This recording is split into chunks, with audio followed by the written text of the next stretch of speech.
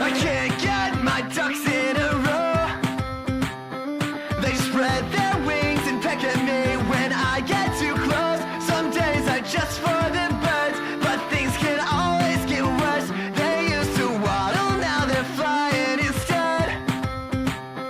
So I guess I'll run for cover as they aim for my head. Is there egg on my face, or is it something else I don't wanna know? I can't get my ducks in a row. They just spread their wings and peck at me when I get too close. Some days are just for the birds, but things can always get worse. They used to waddle, now they're flying instead. So I guess I'll run for cover as they aim for my head. Is there egg on my face, or is it something else I don't wanna know? I need a shower, and I'll show them I'm not finished yet. And I'll look pretty as I put them in their place. Yeah, right. Life just likes to laugh at me. I never asked to star in my own comedy, but I'm pretty sure that life just likes to laugh at me. So I'll let myself in on the joke. Whoa.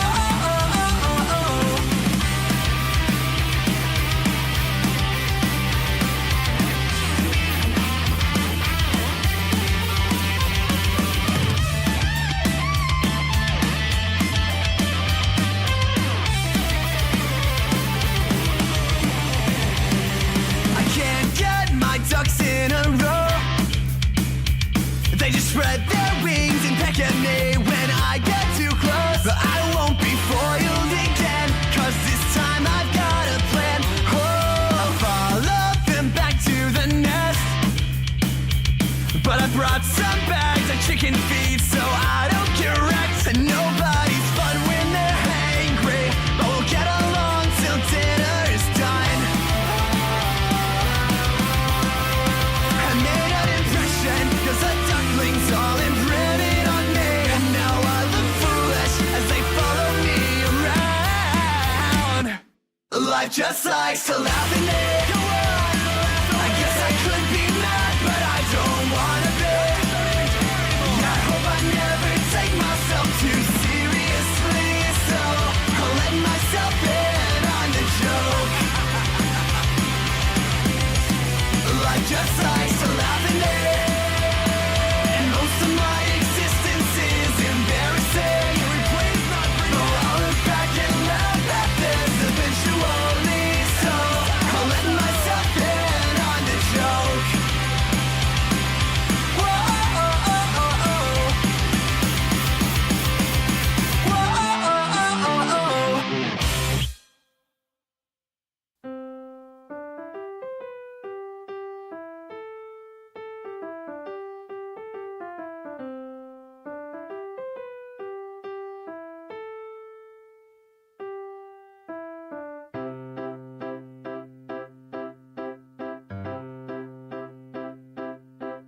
On a stroll down the sidewalk, a lonely stroll down the sidewalk, like in a film, but it's just a filler shot. And there's a tune that plays in the background, but you're not privy, it's for the audience, just the honking of the cars as you walk on. But then the hint of something touches your ear, a slight tingle unknown that sparks the hair on your arm to stand up. And you can hear it even faintly, but from all around, a radio, a television, a car with the windows rolled down, all serenading that same undeniable sound. When the music becomes diegetic and you start to feel slightly less pathetic than you did just a moment ago. but just slightly.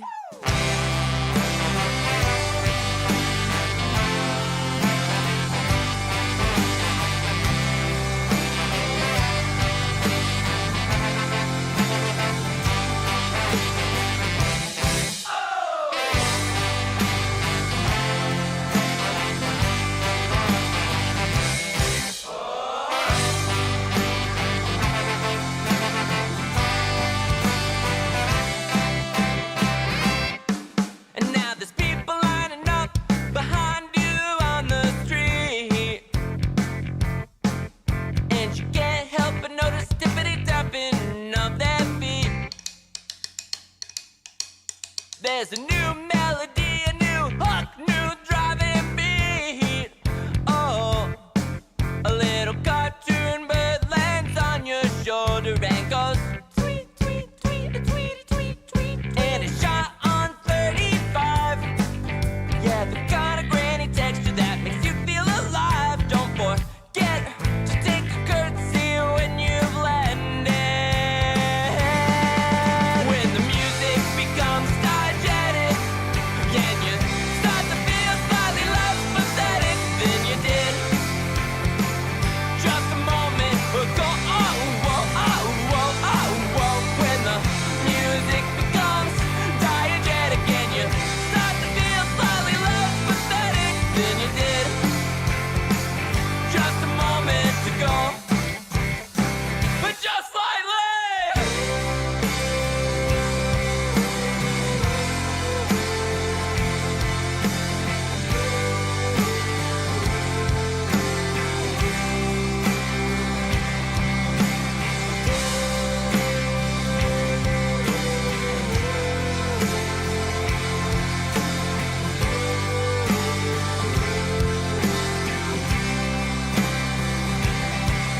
But you know that it can't last forever. The sun will fade behind the clouds, and we'll get that rainy, freezing weather. You've only got 6 minutes and 38 seconds to be clever, but a little bit is better than never. Yeah, a little bit of beautiful is catastrophically better than never. Music becomes diegetic, and you start to feel slightly less pathetic than you did just a moment ago. Oh, oh, oh, oh, oh, oh. When the music becomes diegetic, and you start to feel slightly less pathetic than you did just a moment ago. One more time!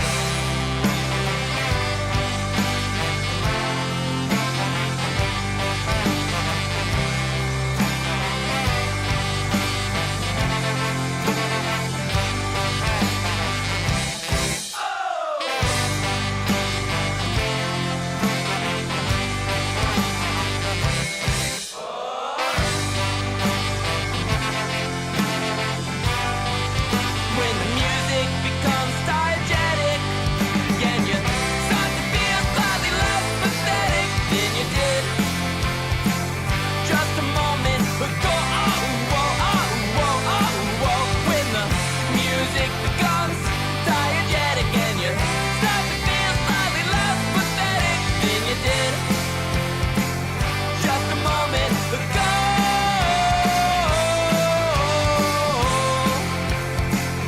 Just a moment ago.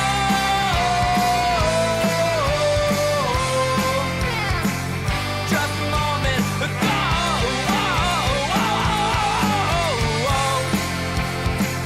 Just a moment ago.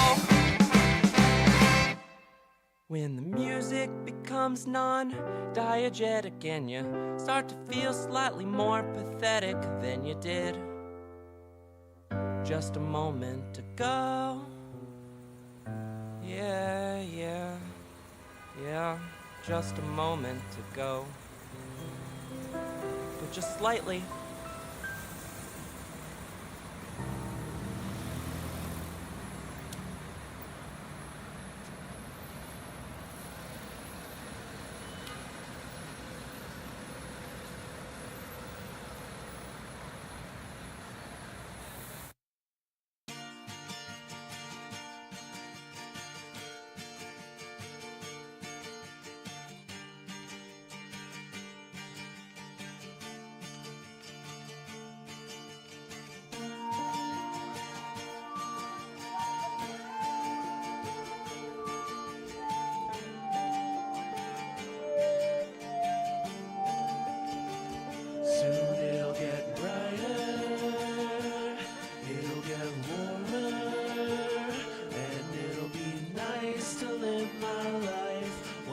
the sun melts all the ice. Soon it'll get brighter, it'll get warmer, and it'll be awesome hanging with friends. All my relationships can mend when it gets brighter, when it gets warmer. I can lose myself to fun, sipping green tea in the sun. Once it gets brighter, once it gets warmer, I won't wanna end my life, but until that day, I'll just live with my strength.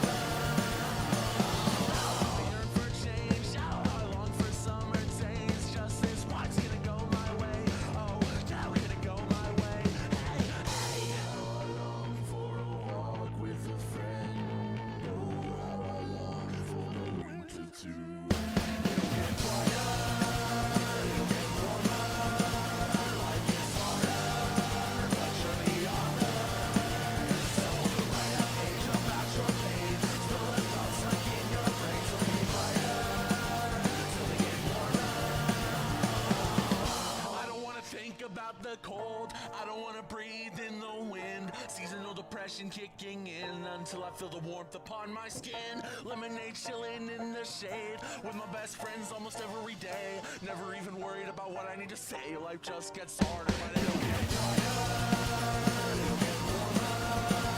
Life gets harder, but you're the other. So write a page about your pain. Spill the thoughts stuck in your brain. So they get brighter, so they get warmer.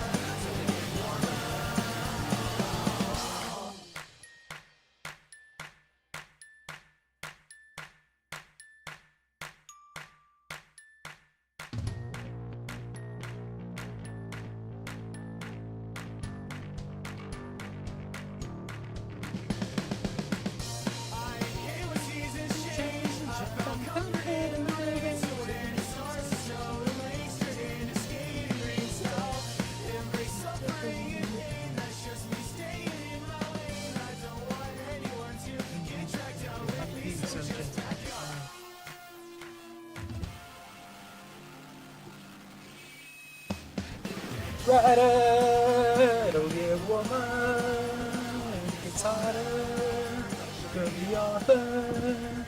So write a page about your pain, spill a cup in your brain, get brighter, to get warmer. Oh, oh, oh. Bonjour, everybody, how are we doing today? I'm doing pretty good. Okay. Whew. I am fired up. I'm feeling good. I'm feeling fine. I'm feeling dandy. Dandy, even. Things are good today. Okay. So, we have a very weird stream ahead of us today. Okay.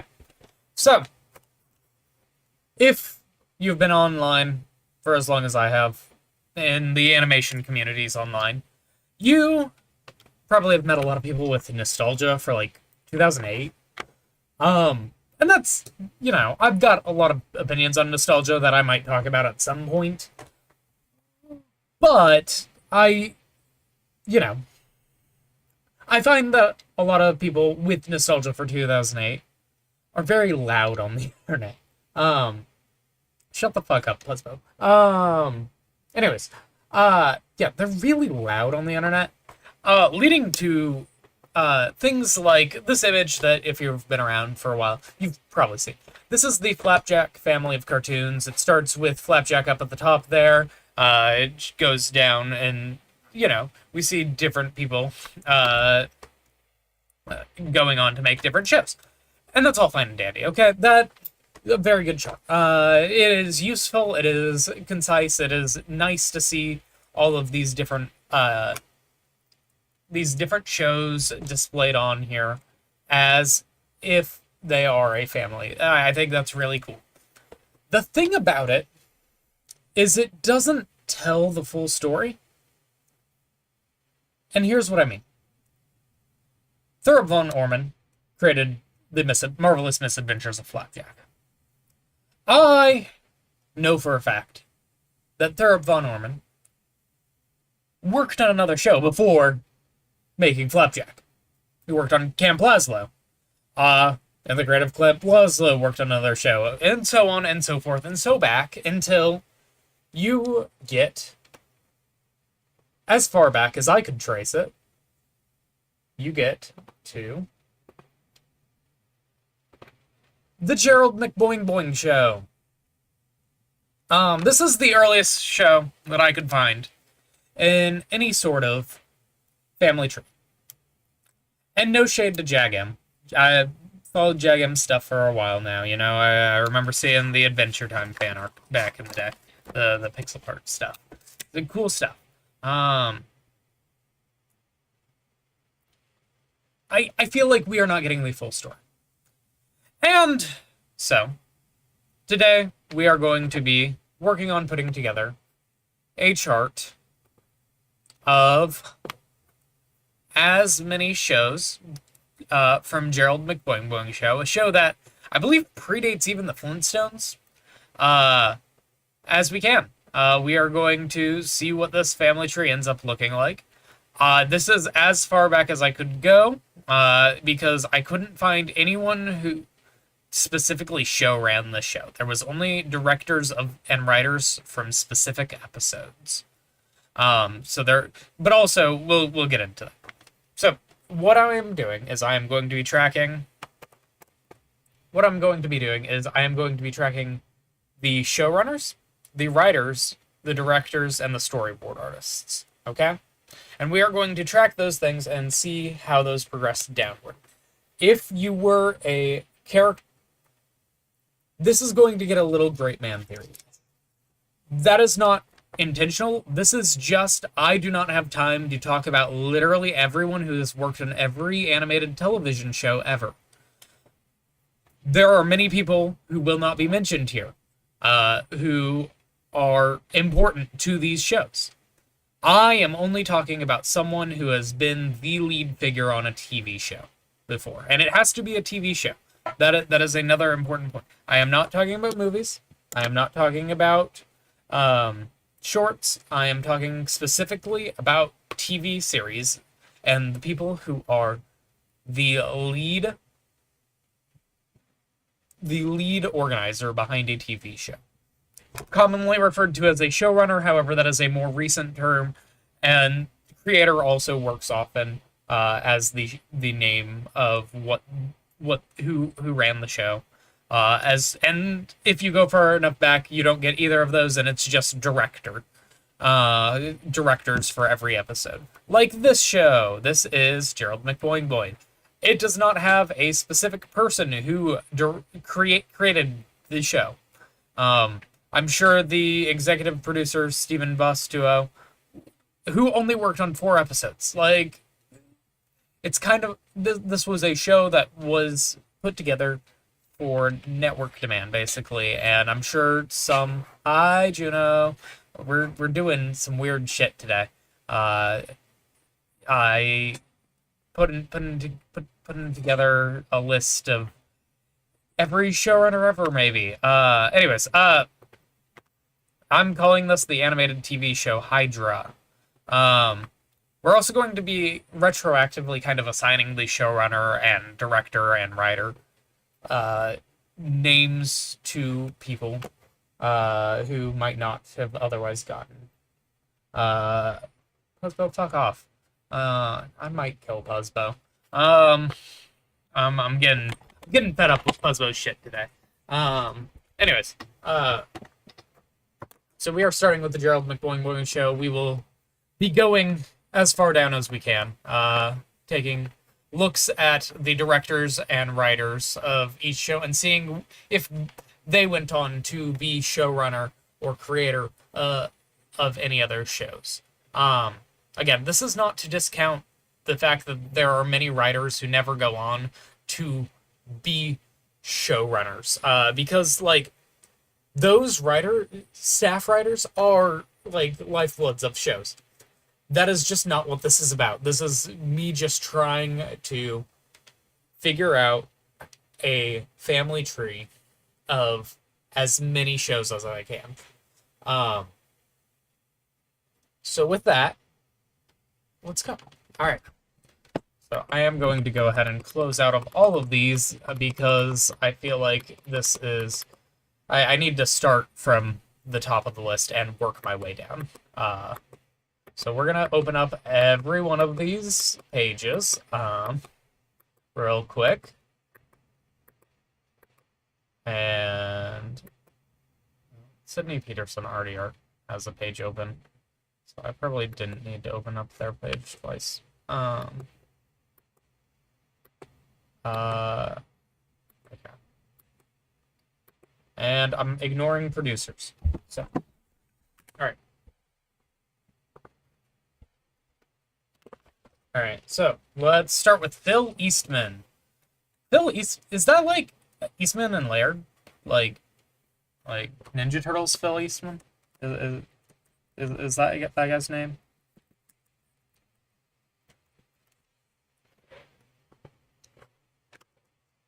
Kevin Eastman. Is he related to Phil Eastman? I wonder. Early life.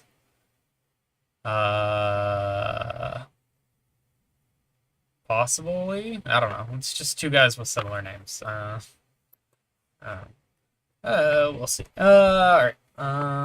Cool. Let's start from the...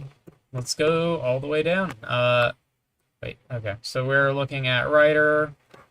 I actually don't know if we can say that this guy showran or was the creator or showrunner of any shows. So we've got some uncredited shorts back in the 40s for Phil Eastman. Okay. Shorts, more shorts. He worked on the adaptation, whatever that means. He worked on episode 6 of the Gerald McBoing show. From there, he did scripts for Tom Terrific. And apparently he wrote the book Go Dog Go. Which is cool. But also... okay. I didn't realize he wrote the book Go Dog Go. Anyways, yeah, that's cool. This guy is not... I don't think this guy needs to be on the list. Okay. Next person, Bill Scott. Oh, I guess... Alright. Bill Scott. We've got... Okay, those things are open. Let's look at writer. What all did he work on writing? Okay. Time for Beanie, which looks to be live action. So this probably doesn't count. Yeah. Well, this does look fascinating. But I don't think it counts for what our purpose is today. Let's see. Story developed by Ford Television Theater, Gerald McBoing Show, The Bullwinkle Show. He was a creator on The Bullwinkle Show. Okay. This, Bill Scott, Jay Ward. Okay. The Bullwinkle Show. was a creator of the show, which means this is our first thing that we get to put on the list. Okay, so this is going to go on 1959 on our list. Okay, 1959. Oh, shoot. All right. The Bullwinkle Show. The showrunner of the Bullwinkle Show. Showrunners. Oh, we're back on Bill's. Okay. The Bullwinkle Show showrunners were Bill Scott, Jay Ward. Bill Scott, Jay Ward. The Bullwinkle Show. The show. Okay. Cool. Did he create? Okay. Is that? Let's look at this cast, see if there was anyone else as a showrunner. Directors. We got a lot of directors. Created by. We got some producers. No one else looks to be. All right, let's look this up on Wikipedia also. Because sometimes Wikipedia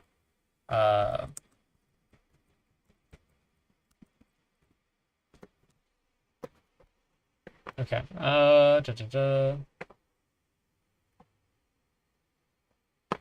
Yeah, okay. I guess Alex Alexander. Who was this? Yeah, from 1961 to 1964 was the Bullwinkle Show, but it aired under a lot of different names for like 70 years. So, okay, cool. And yeah, we're gonna be getting into things. I think he was not directly involved in the Rocky and Bullwinkle Show, so he's not going to be credited on this one. Okay. So, that's cool. Okay, we are going to go ahead and pull off the Rocky and Bullwinkle Show into its own tab. And we are going to look at what else may have... The Dudley Do-Right Show. What is that?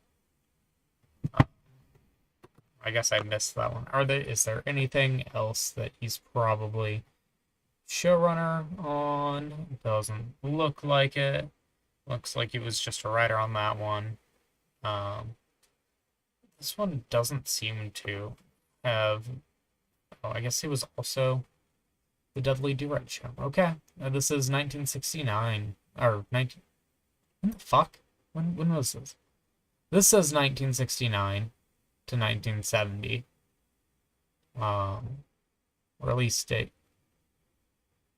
It's got multiple release dates. Okay. Okay, all cast and crew. How many episodes of this were there? Like, there can't have been many. 5 episodes, maybe? I might take the...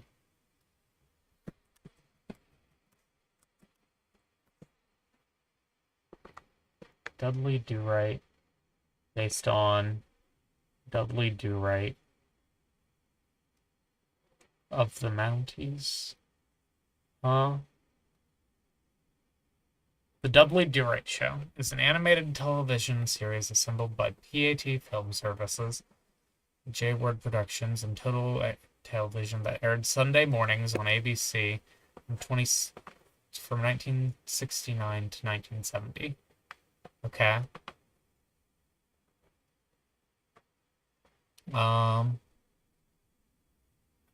Let's see.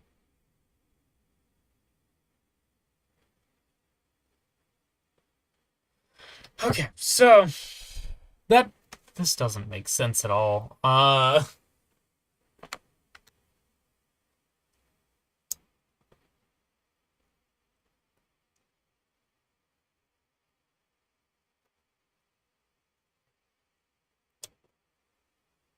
And so this is why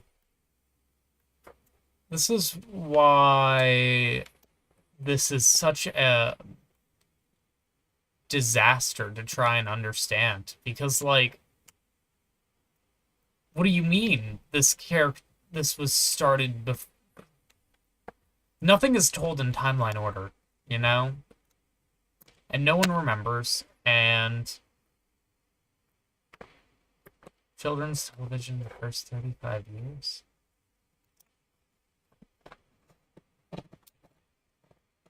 I do not know enough about Dudley Do-Right to verify any of this information. Let's see.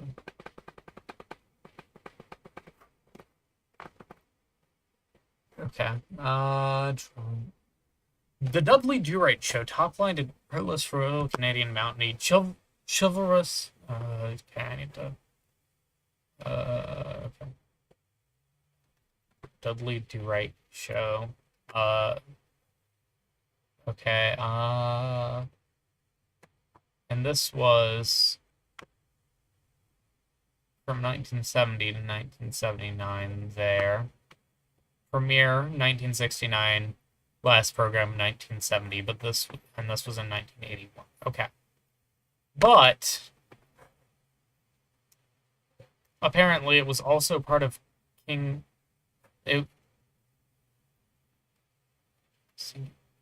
Oh, okay. Wait. King and Odie and the Hunter were part of a different show. Okay, I see.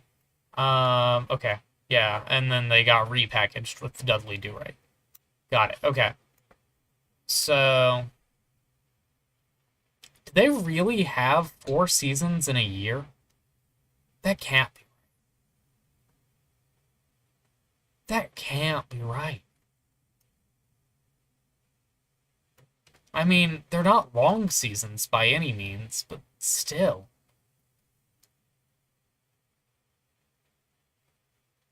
Huh.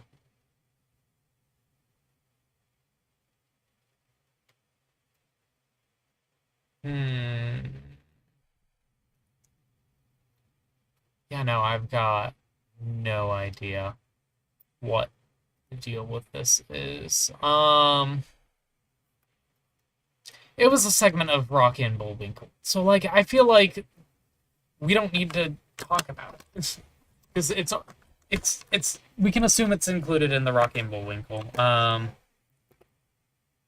And I'm going to change the Bullwinkle show to Rocky and Bullwinkle. Because, yeah, that's gonna be probably more accurate. I don't know, what did this say? Adventures of Rocky and Bullwinkle and Friends. Yeah.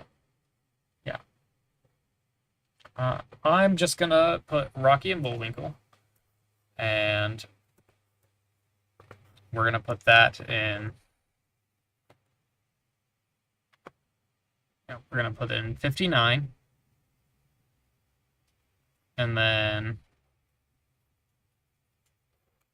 yeah.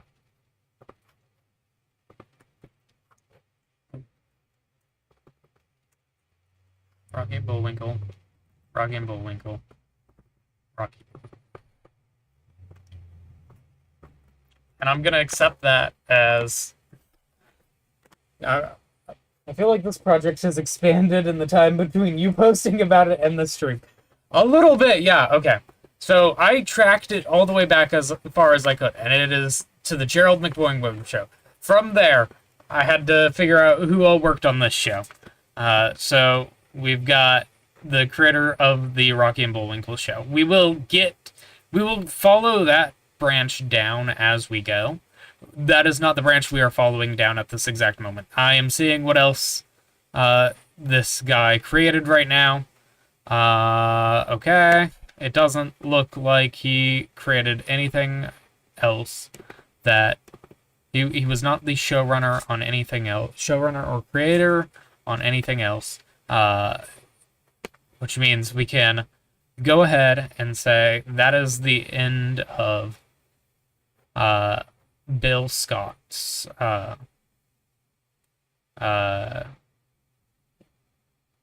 okay, and so we know Bill Scott got his start on this show so far. He is the first one that we can check off this list. Okay. And did I throw Rocky and Bullwinkle into a different tab? I did. Okay. Dudley Do Right doesn't count because we're not counting it because it's part of it is part of Rocky and Bullwinkle. Dr. Seuss. I don't think Dr. Seuss was like he wasn't ever a showrunner. Did you put me on the list? You're not a TV show. And I don't think you've ever created a TV show. I don't think he was a producer and stuff, but he wasn't like upcoming. I've showrunned every single show, trust me. Upcoming how? What do you mean? I don't think Dr. Seuss was a writer, but he was not a showrunner or anything. Things were, yeah. It's because he's still getting credited on things. It's like the new Cat in the Hat movie, and like he's getting book written by credits. You know, the original source material because his books are iconic or whatever. Oh, this guy died recently. This is Howard Beckman. All right, what did Howard Beckman do? He was in the animation department. That's not what we're looking at today. They don't just don't credit me because of the trans misogyny. Okay. I will keep that in mind. I will keep this in mind. And yeah. Alright. He did a segment on Doug. I don't think this guy show ran anything else. I kind of don't think he really did much on the show that I thought he... Writer. Okay, yeah, he worked on the Gerald McWilliams show, but that was all he did. He was additional crew on some other things. He was in the animation department for a couple other things. He was a producer on Boop Beep. He was on the art department for an episode of Doug. He got thankses on a couple of shorts that no one's ever heard of. And he was himself in some documentaries as Boop Beep. Yeah. So he probably did not do anything else that we need to note down at this moment. All right. Cool. Writer. This is Dunn Roman. All right. These are shorts. We're not charting shorts. We're just doing TV shows and stuff. Okay. Peabody's Improbable History. Creator Ted Key. What did Dunn Roman was a director on the show. How many episodes of the show were there? There was 4 seasons of the show. It's 91 episodes. Dunn Roman is credited as a director on every episode of the show. Is everyone who worked on the show credited as a director on every episode of the show? Born in 1914. So 1914's name. Okay, everyone is credited on almost every episode. Or almost everyone is credited on every episode. Okay. So we are not going to count Dunn Roman as having show ran Peabody's Improbable History. Because I don't think that's how that... Yeah, we know who created the show. It wasn't him. It was Ted Key. Who is Ted Key? We are not going down this rabbit hole right now. We're not going down this rabbit hole right now. I just want to see... Okay, he was a writer on Rocky and Bullwinkle. Yeah. And then, yeah, he created a couple other shows. We probably won't actually talk about Peabody's Improbable History. All right, Leo Salkin. Let's see. He was. Let's see. Okay, that's not important. Wait. Okay. Animation department. We're not actually looking at the animation department, and we're not looking at the additional crew section. Okay. Production designer. I guess he was a production designer on a TV movie. Little Nemo. He was a sketch. He did a sketch on. Okay. Did he do more than? Okay, the Funny Company. Now that looks like it might be something that we should look at. And the Alvin Show. Okay. And did he write on anything else? All right. He did one episode. Okay. So let's look at this one, and let's look at the Funny Company, and see. Okay. The Alvin Show. And so this was all cast and crew. And we're looking at Leo Salkin. Leo Salkin was credited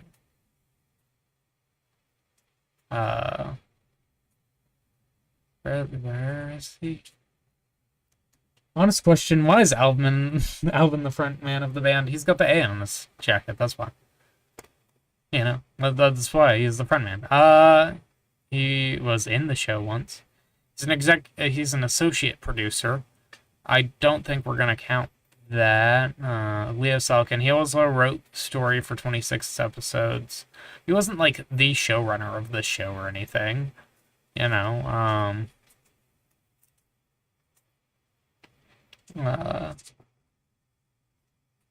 yeah. I guess he was a producer for an episode. He played himself for an episode, but I don't know if that really counts.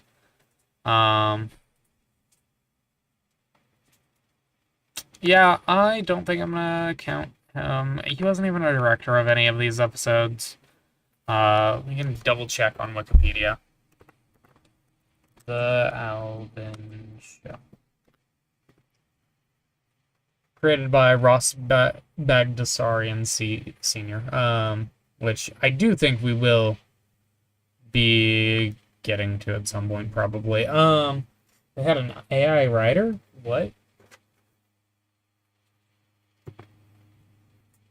What are you talking about? Okay. The Funny Company. This was probably racist, if I had to guess. Jeez Louise. No.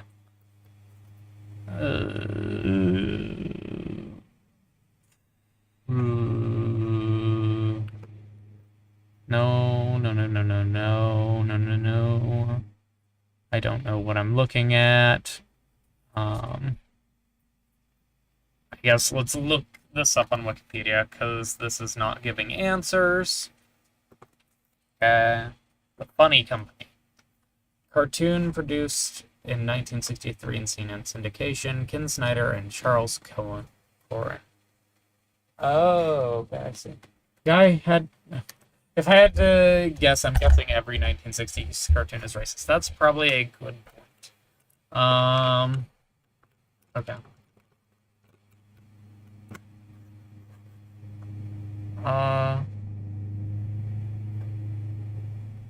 Okay. What are we doing? This was a shorts series, basically. What are we doing here? Ken Snyder, Charles Cohen. I don't think that is who we were looking at a moment ago.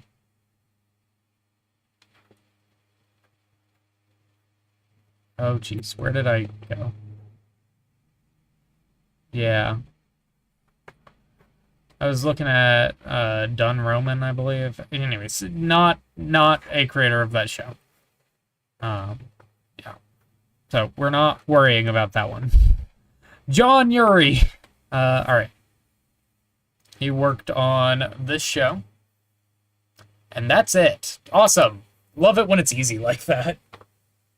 All right. Alan Zaslov.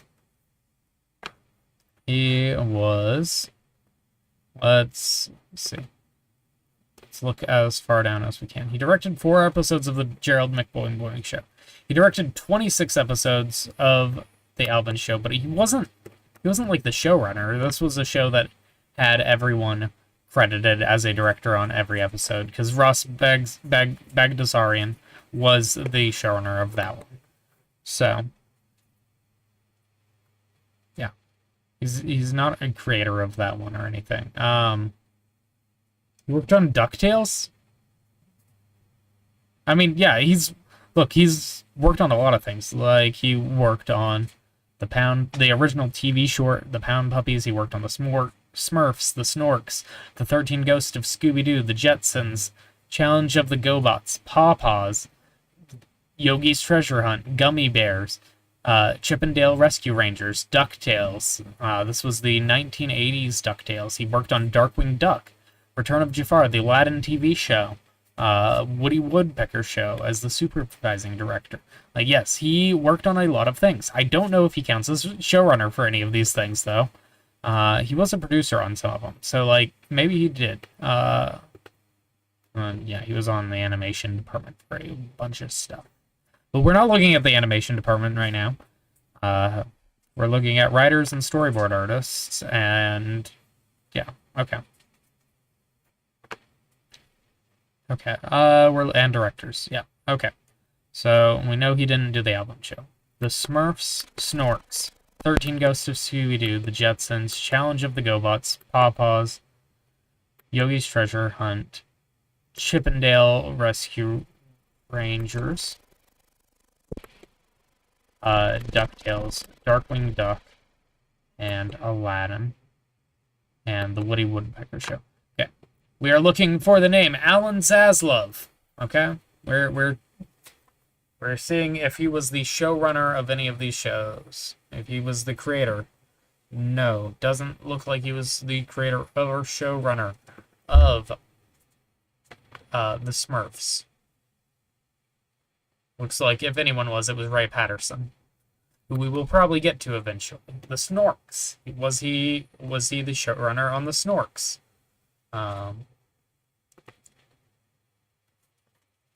No, it was, again, another Ray Patterson. The 13 Ghosts of Scooby-Doo. This one, let's see, who did this one? Yeah. He was a director, but he was not the main director by any means, it doesn't look like. Looks like Tom Ruger, who we will get to, probably worked on it quite a bit.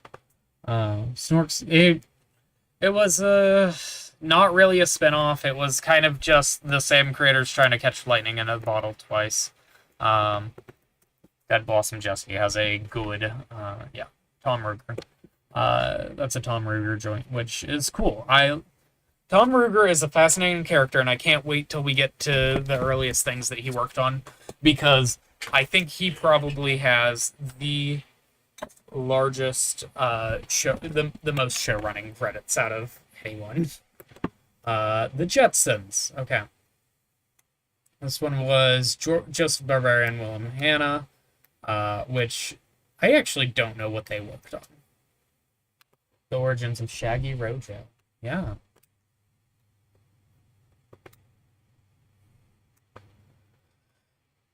But yeah, Alan Zaslov is a director on the show, but not one of the people who probably can be credited with actually, like, being the driving force behind the show getting made.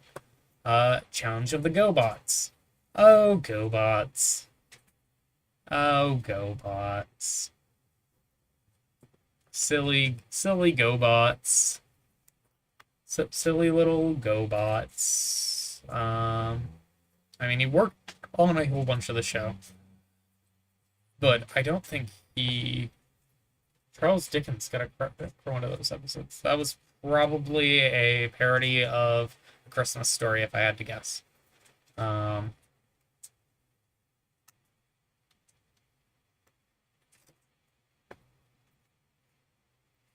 bet there was an episode that was a parody of a Christmas Story, and so they just threw a credit at him. Or something. I don't know. Okay. Anyways, I don't think Challenge of the GoBots was show ran by Alan Zaslav.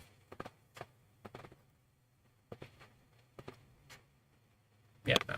Direct. I mean, he did direct season 2, but I don't know. He wasn't really the person who was trying to get this made, I don't think. I don't know. It's kind of hard to know anything about this show sometimes. Yeah.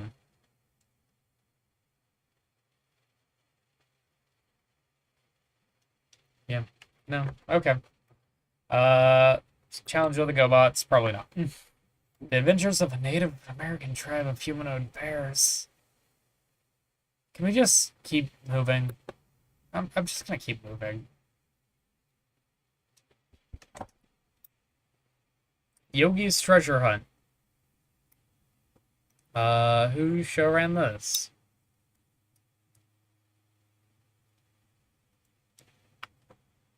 Okay, Ray Patterson, who we will get to. Doesn't look like Alan Zaslav was. They just put Dick Dastardly in every show. They really did. Alright. But yeah, Alan Zaslav. Let's look him up on Wikipedia, because Wikipedia's might have better information. He's an office boy on that show. He worked on other shows. He worked on these shows. He produced and directed these shows. We probably want to look mostly at the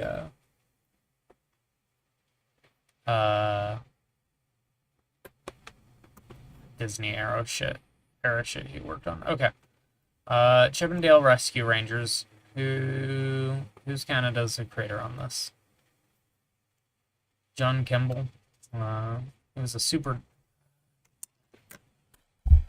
Okay. Chippendale Rescue Rangers. Hey, Alan Zaslav gets a created by credit. Awesome. I know I'm not crazy sometimes. Okay, so this is going to go on the list of the family tree. We're going all the way down to 1989. But this is okay, here we go. 1989. Chippendale Rescue Rangers.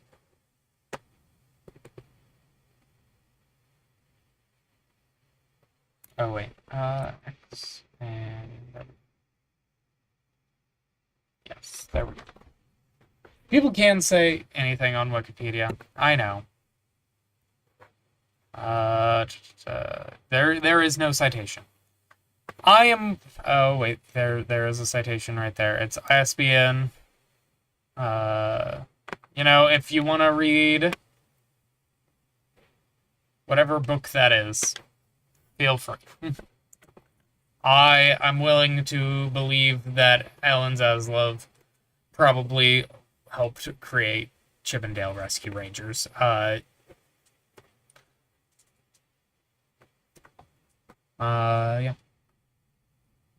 It's not like IMDb. IMDb is much better. So. This is mostly cross-referencing these two things, which is not the most thorough of anything, but whatever. We are just trying to get a basic list, and maybe eventually we can do something. Okay, Tad Stones and Alan Zaslav.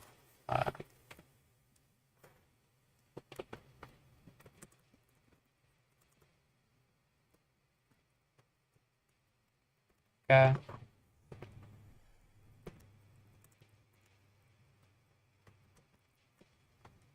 Okay. And add stones.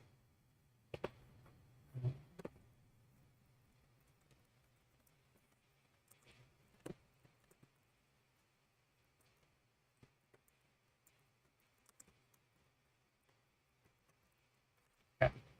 And they get credited for Chippendale Rescue Rangers. Okay. Cool. Cool. Who was the showrunner? We're not counting a showrunner on this one. We are counting a showrunner on Rocky and Bullwinkle. Who was that? The Bullwinkle show's showrunner and creator Bill Scott and Jay Ward. Right. I have it right there.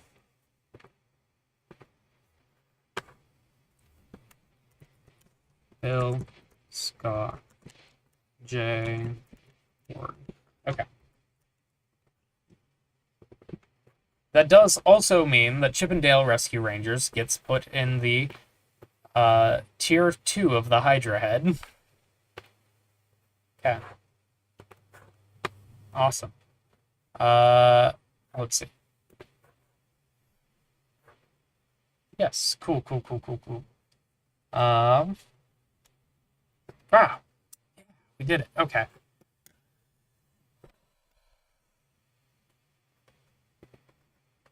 Alright. And then this is Tad Stone's Alan Zaslav.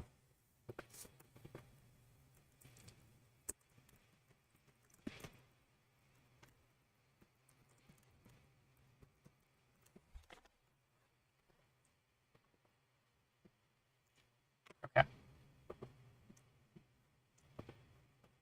DuckTales. Huey, Dewey, and Louie. Wow. DuckTales. Whoa.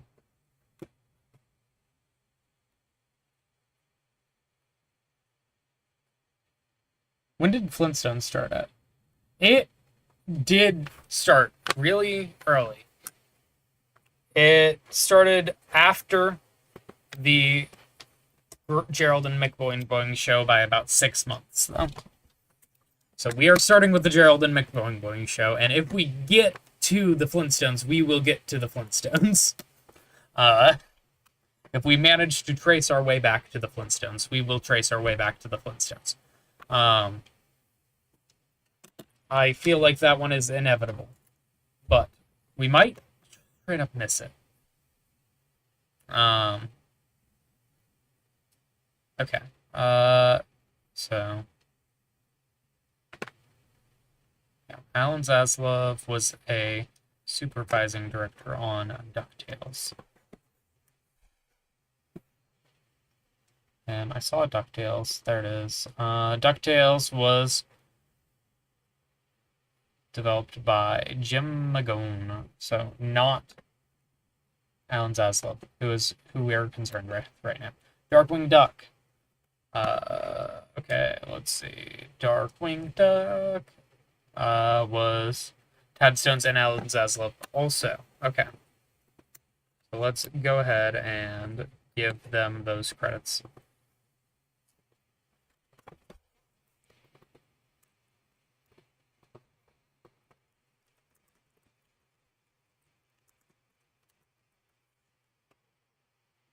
And Duck, and we're gonna go throw Darkwing Duck on this list in the year that it belongs in, which is 91. Okay.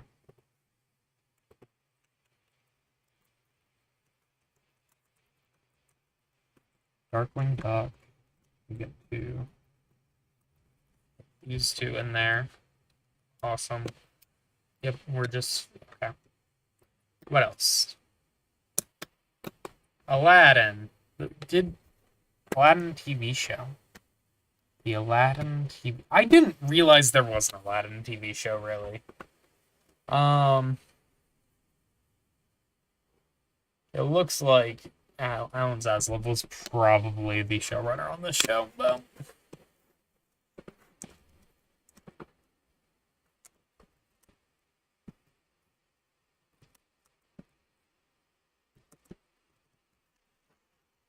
Alright, yeah, Headstones and Alan Zaslav.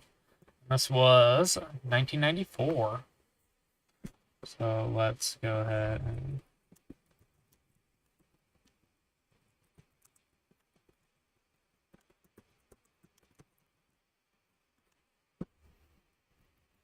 and we can put Aladdin on there also.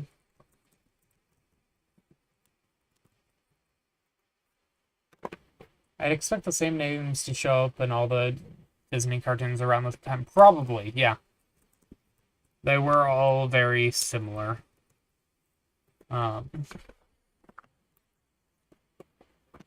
It's just interesting seeing it laid out like this, you know? And then the Woody Woodpecker Show from 1999. So good luck finding where around that time began. Yeah, we'll figure that out as we go. He was a supervising director on 2 episodes of the show. I'm gonna go out on a limb and say he was probably not super involved in this show. I mean, he was a producer on a couple episodes, but he probably just did what he did. So, yep. Okay.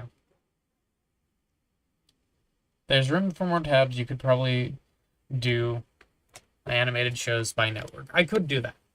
I am trying to specifically go down the list from as far up as I could find.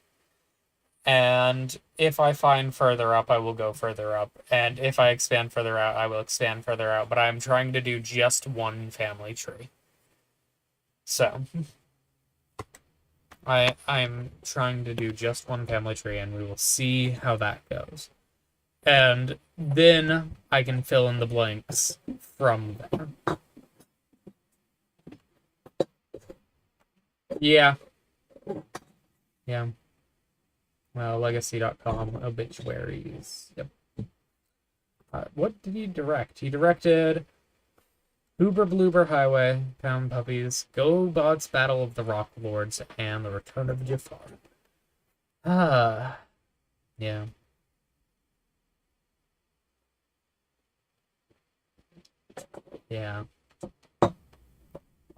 The new Woody Woodpecker Show, but she didn't. He was a director on a couple episodes, I guess.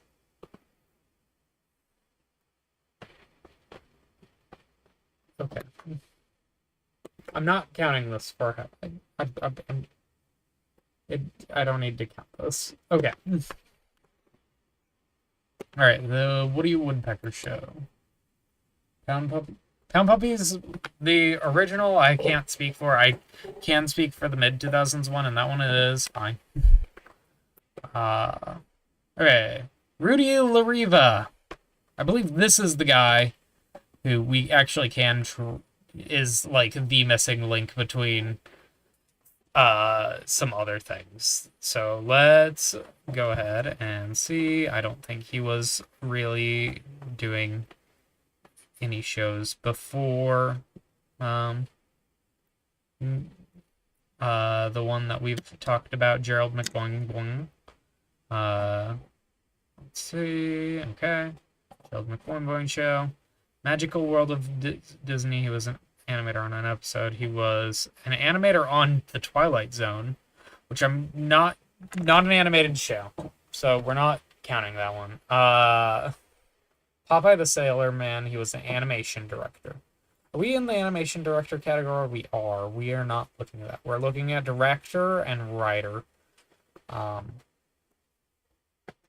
Okay. I'm Popeye the Sailor Man. Pop. I live in the frying pan. Popeye. Someone turned up the gas. I burned up me ass. I'm Popeye the Sailor Man. So cool, Popeye. Woohoo. I guess. All right, the Roadrunner Show doesn't count. Because the Roadrunner Show is a collection of shorts that And it is literally just repackaging shorts that already existed. It is not something that actually counts as a show. We are not counting the Roadrunner show for the sake of the Roadrunner show. Does that make sense? Hopefully it does. Alright. So, we do have the Alvin show to look at, which we know for a fact it wasn't him that show ran, because that was someone else. Okay. The Lone Ranger, he was the supervising director on one episode. Bug Bunny show, he was... Okay, U.S. of Archie. That's one that we're going to want to look at. Then, did I forget to pull those other tabs? I did. Okay, let's get... I don't think you can see what I'm doing right now. Okay, give me just a moment so I can throw... I am putting all of my next heads of the Hydra down now, but it is hard to keep track of them and all that, and so they are on a different window. But I will show those off once we get there. We have a lot of people to go through for this first wave. Okay. United States of Archie. This was all cast and crew. Rudy Lavara, Bill Reed, Don Toutsley, Lou Zucker. I don't know if any of these people technically count as the showrunner. Let's see. The U.S. of Archie. The U.S. of Archie. 1974. Created by John Cole, directed by Hal Sutherland, who we will keep that name in mind. But I don't think this is Norm Brusker, Lou Schreimer. Yes, but not Rudy Lariva. So we're not counting this one. The New Adventures of Gilligan.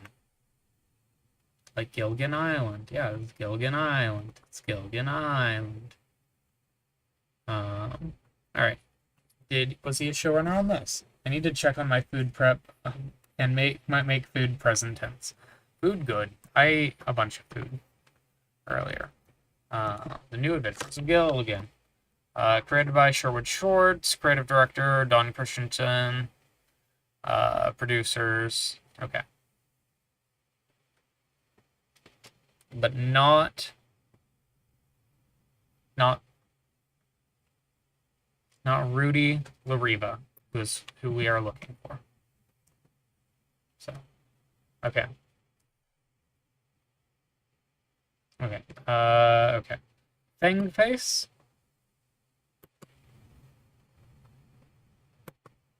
And then Plastic Man. Thundar the Barbarian.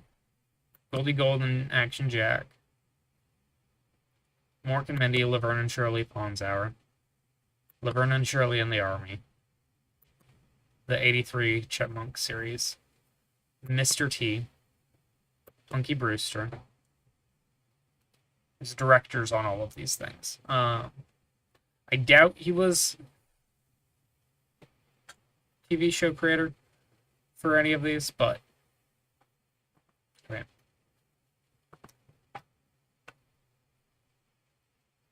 Alright, Plastic Man. Let's see. Who was in Plastic Man? Rudy Lavera was the director of the most episodes, but Lariva. Oh shoot, I accidentally closed down my Wikipedia tab.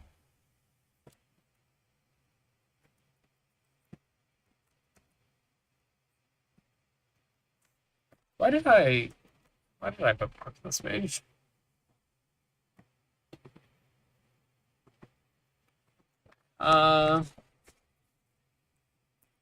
Plastic Man. It's the meta. This is not the same thing. Plastic Man. Yes, let's look at the comic book superhero. And television.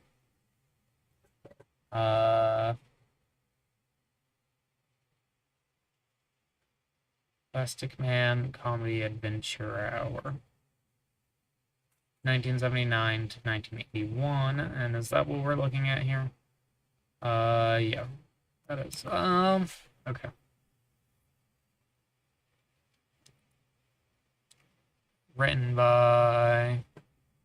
Directed by Rudy Lariva.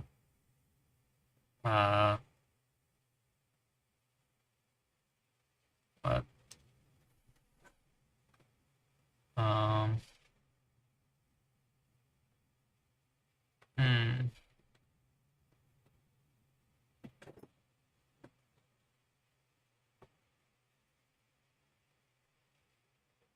it's kind of hard to tell what this guy was technically considered as showrunner. He worked with Chuck Jones. He was an animator and a bunch of stuff.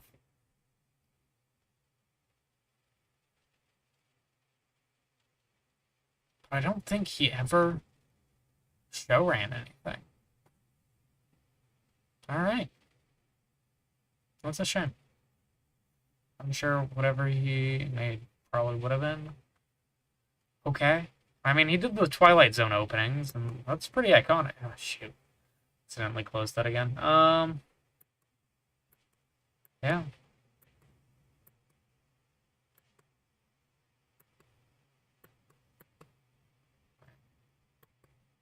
Osmond Evans was a director on 26 episodes of The Alvin Show. He was in that for a bit. He was a writer on Popeye the Sailor. Okay. Rod Scribner. Alright, let's see.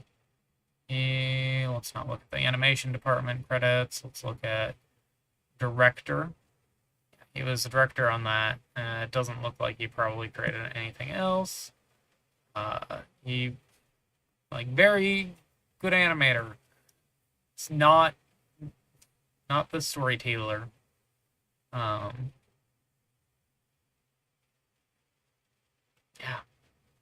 Sorry, I'm getting distracted. There's so many cool people that I just don't have time to talk about.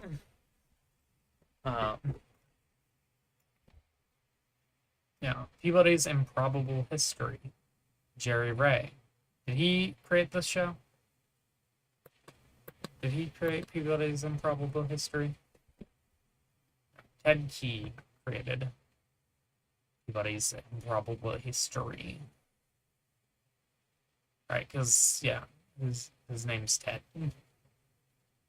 I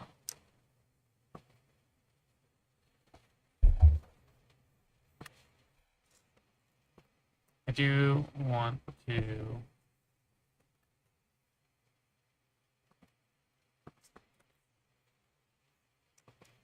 Peabody Churn. This was a segment.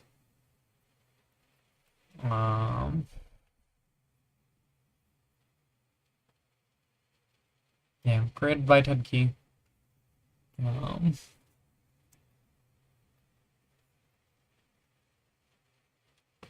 Ted Key was a cartoonist.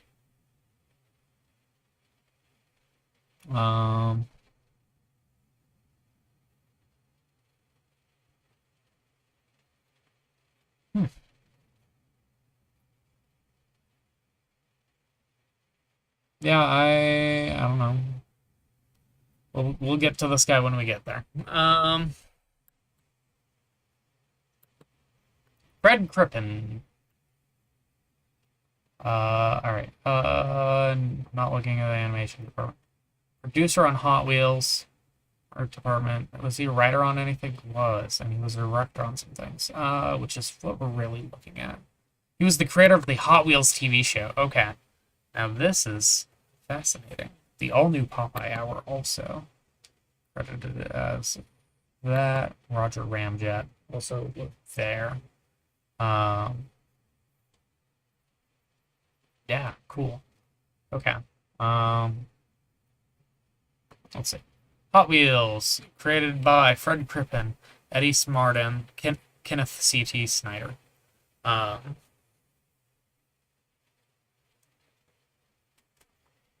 Okay. Let's see. So 1969 TV show Hot Wheels. 1969 Hot Wheels. And this was Fred Crippen, Eddie Smartin, Kenneth C.T. Snyder. Okay.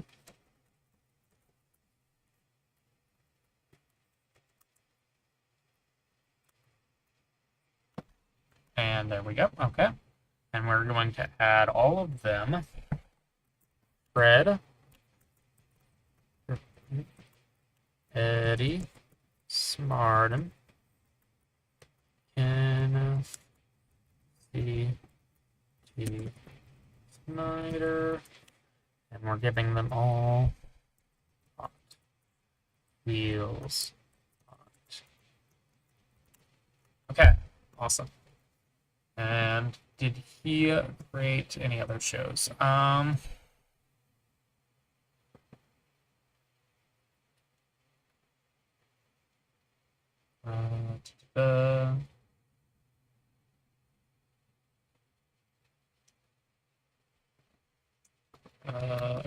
And then the all-new Popeye Hour was ran by, let's see, oh, look, there's Rudy Zamora.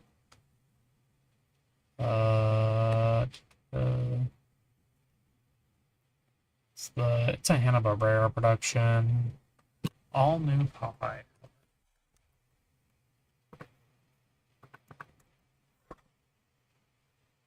Based on E.C. Seeger, directed by Ray Patterson, Carl Lobrano, Oscar Dufafu, George Gordon, Ray Zamora for season 4. Or Rudy Zamora? Did we look at this guy already? I feel like we looked at this guy already, although I'm not sure.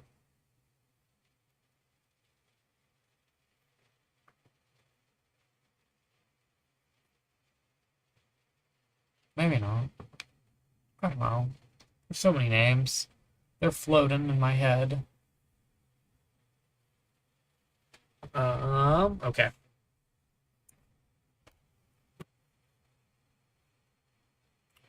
Let's see.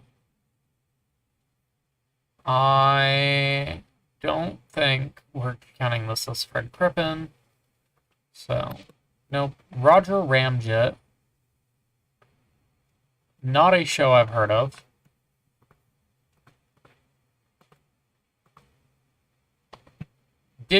Was created by Fred Crippen, so I guess we can count it.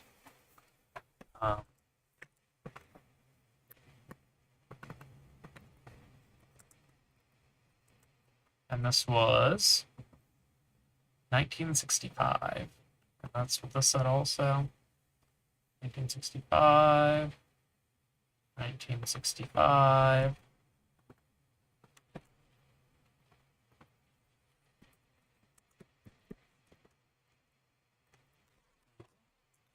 Okay.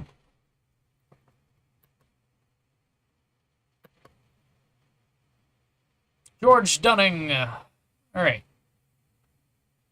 He looks to have been involved in some things, but it doesn't look like he was involved. He created anything really. Looks like he did a lot of shorts and music videos. But oh, he was a producer on the TV series. Who? Creator Al Prodax. Who the fuck is Al Prodax? Yeah, George Stein. Oh. All right. We'll get there if we get there. Tee hee.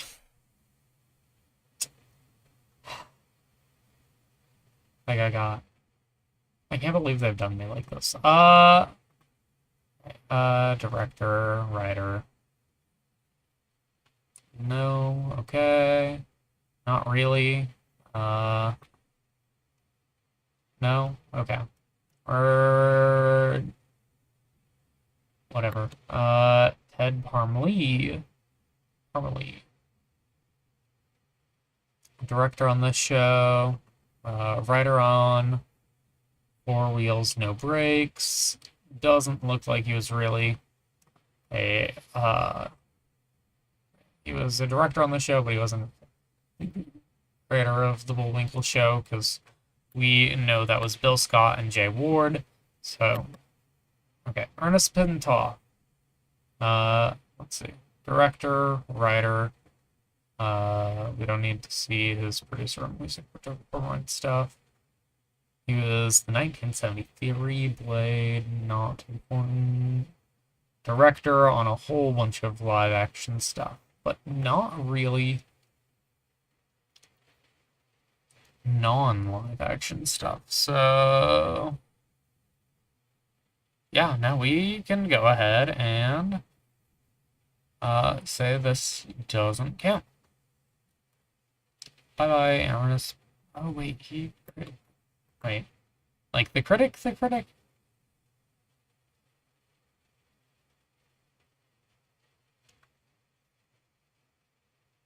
No. Different critic. Okay. Aurelius Buttigieg, he was a director on this. He worked on Pinocchio, and Dumbo. But yeah, not particularly anything there. Okay, did I throw Roger Ramjet? No, I didn't. Neither Roger Ramjet nor Hot Wheels got added to my list of shows to cover. Next.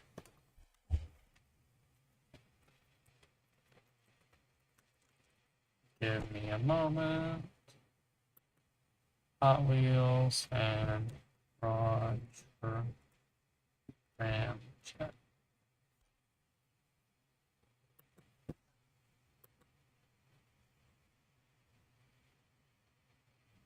Oh, this is the wrong Hot Wheels.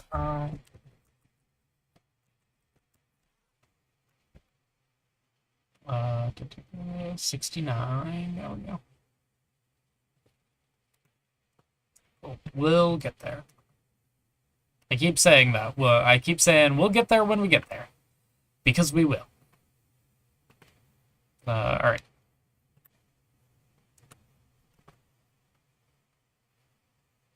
Let's see. Robert Cannon. Robert Bobby Cannon worked with Robert Lampett and Chuck Jones. Let's look at his writing and directing. One episode of the Gerald McBoing Show.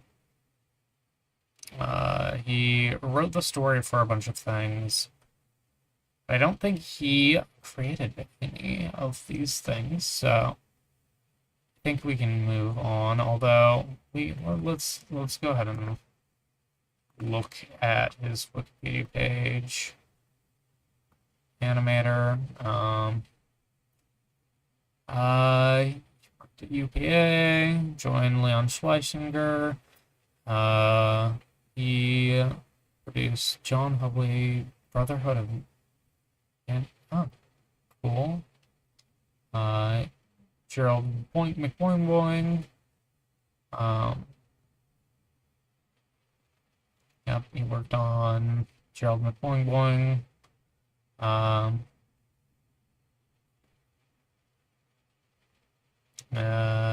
Doesn't look like he. I mean, he won an award, I guess.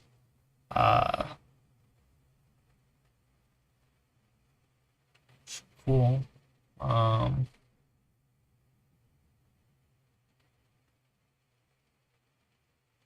Yeah, this guy's a good animator, but not one that we're talking about. John Hubley, I think, is also mentioned here. So let's go ahead and take a look. I'm gonna go ahead and remove that. Director, nope, director and writer is who we are looking specifically at right now. One episode of Gerald McBoing Boing.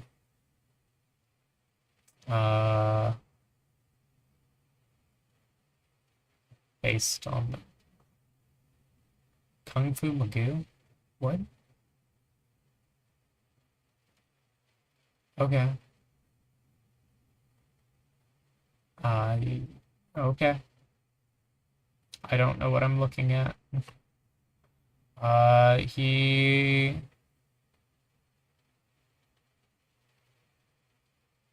Let's see.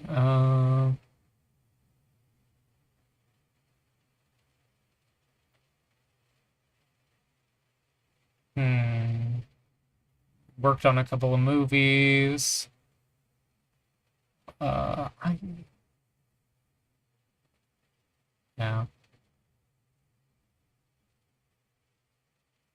I don't think he show ran anything, though. I think he worked on a lot of things, but I don't think he show ran anything specifically. I might be wrong. He lived a very storied life.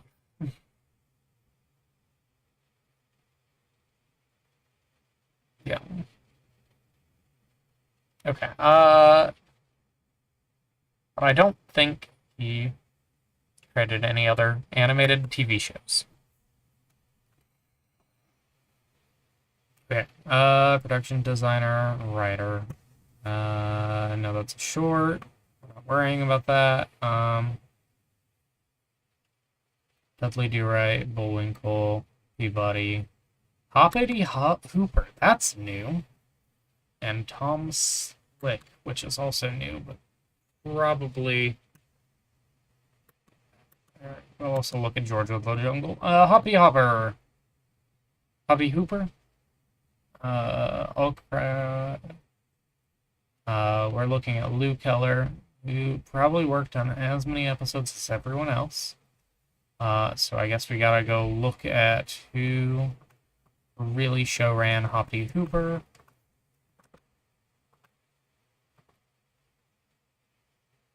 Bill Scott, Chris Hayward. Hey, Bill Scott is on our list, ain't he? Yeah, he is. Why didn't this show up on his page?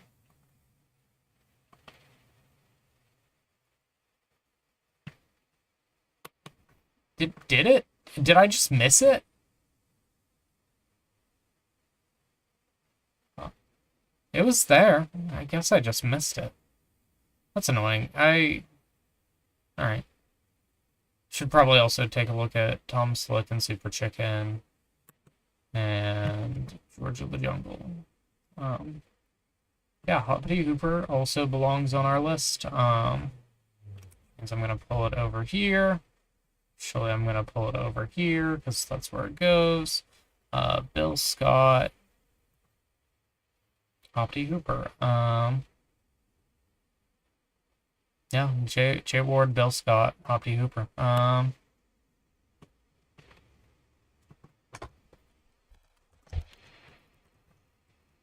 Hoppity Hooper. Hoppity Hooper. Bill Scott, Jay Ward, Hoppity Hooper. And this came out 1964. Okay.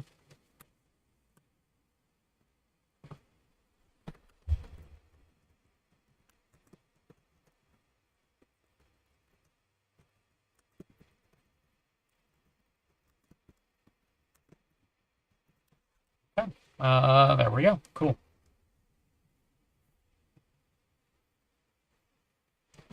Puzzle needs to stop. Alright. Yeah, Tom Slick, created by Alan Burns. Not someone who we've seen up to this point, I don't think. Lou Keller worked on it for an episode. Super Chicken, also created by Alan Burns, who, again, not really someone we've seen, and George of the... Who the fuck is Alan Burns?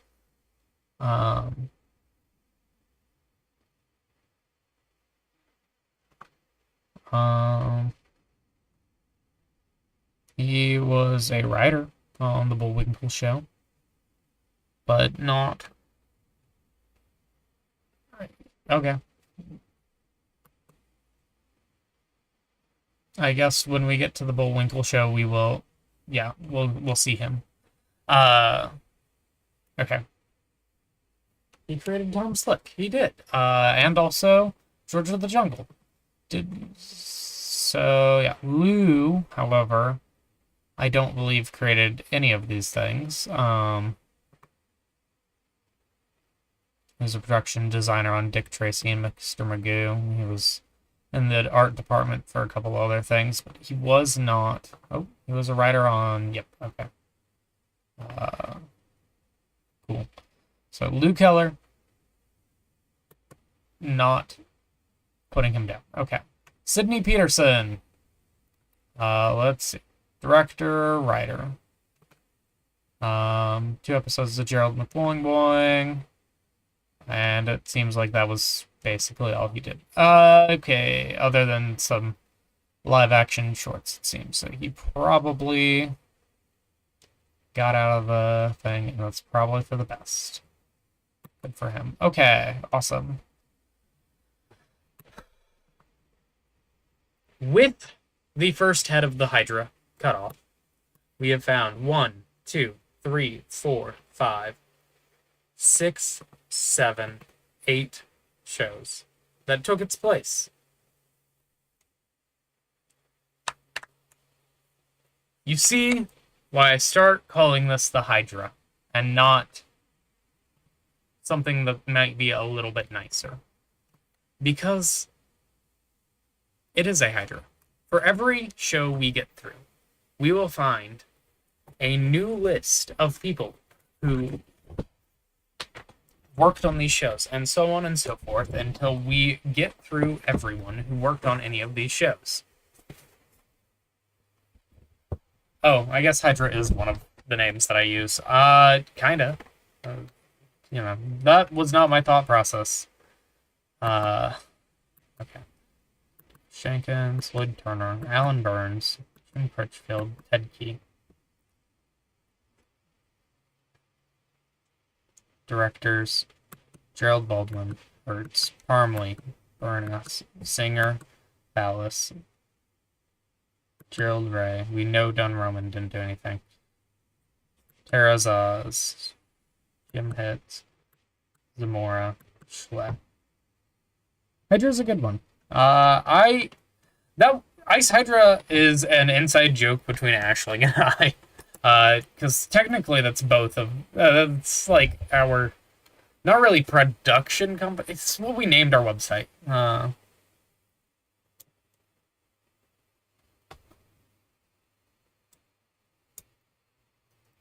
Yeah. You know, Ice Hydra Quest. Good website. It's one that I made. It is for Aisling and I's productions. Yeah. Anyways, George Atkins is who we are looking at next. Okay.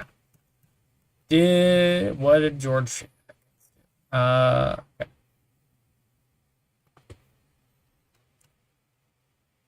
He started on the Bullwinkle Show. Actually, he started earlier than that, on the Magoo Show. Did he create anything? You just got a good fortune. Nice. Did he create Mr. Magoo by chance? No. That was Stephen Bostuel. Did he create Hot Off the Wire?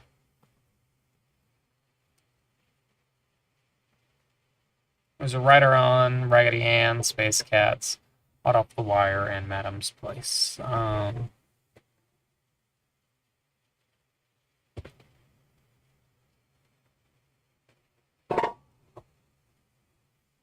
Micro tool. Okay. We're just gonna look him up on Wikipedia. This is probably going to be faster. George Atkins.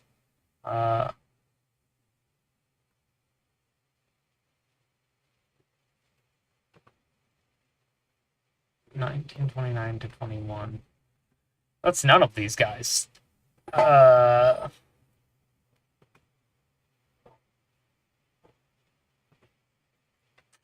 a different George Atkins. Okay.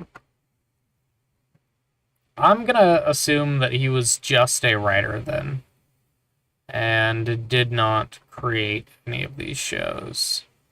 And he doesn't have any created by credits. If these were the things he was best known for, probably not any of that. Okay. Let's see. Chris Hayward. Let's also do the same process for him. American screenwriter Chris Hayward. He was writer for the Crusader Rabbit. Okay.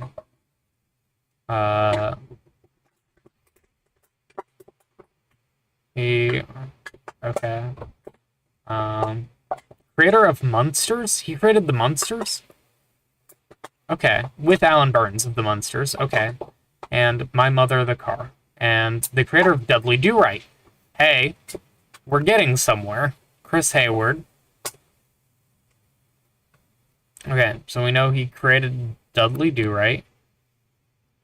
He worked on... Did he create the show? Jay Ward created Crusader Rabbit. And Alexander...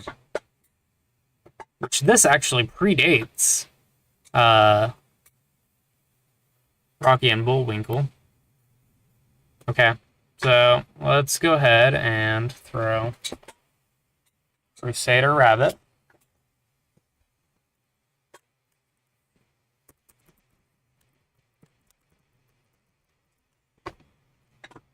Yep, and we need to insert, like, shoot, I fucked that up. Insert one row above, insert one row above, insert one row above.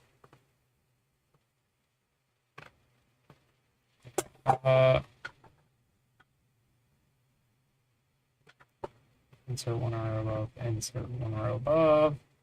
Okay.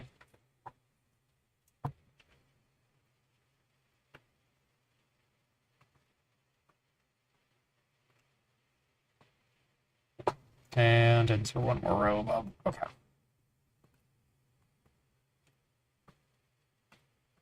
Okay, cool. Okay, awesome, awesome. We are untangling the web even further. I don't think there's much further back this can go, is the thing. Crusader Rabbit.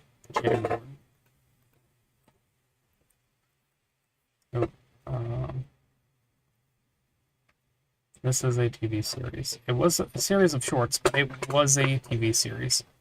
So, Crusader Rabbit.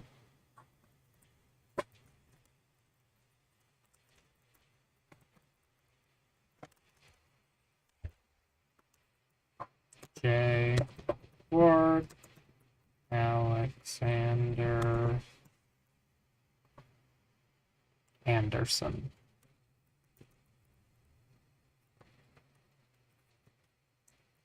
Okay. And that is on here because Jay Ward is on here.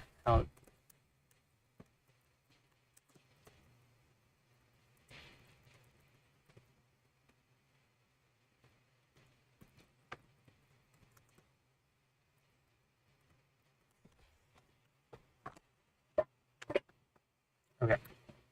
So we do need to now throw Crusader Rabbit on the other list to cover next.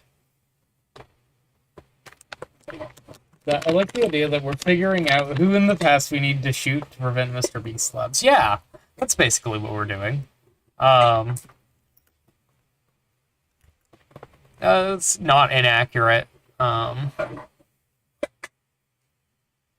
Because I know for a fact that you can connect the shows that we are covering right now. I know that we can connect at least Crusader Rabbit to Mr. Beast Labs. I need a moment. It has been an hour and a half of me talking basically nonstop. I'm going to go grab a drink of water. I will be right back.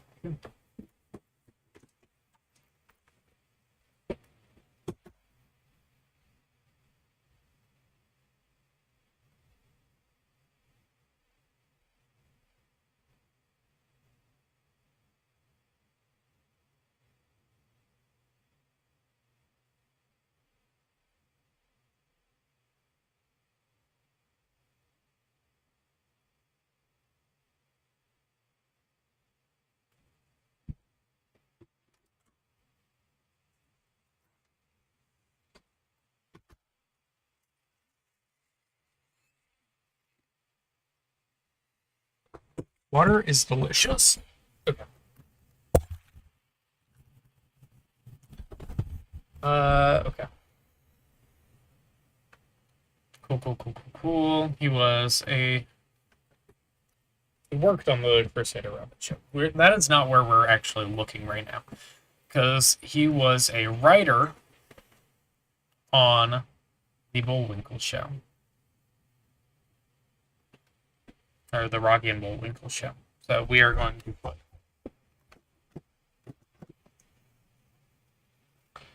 oh, right. Okay. Bill Scott, Adam Zaslav, Fred Griffin. Those were the three names from that first one who went on to work on something else. Okay. Now we are Rocky and Bullwinkle. We're looking at Chris Hayward, who started as a writer on Rocky and Bullwinkle and would proceed to make the Dudley Do-Right Show. No, Bill Scott made the Dudley Do-Right Show. The Dudley Do-Right Show also doesn't count, but he... Right. We're not counting the Dudley.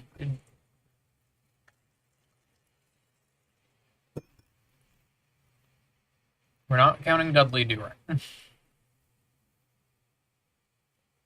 Fractured Flickers, My Mother the Car, The Munsters.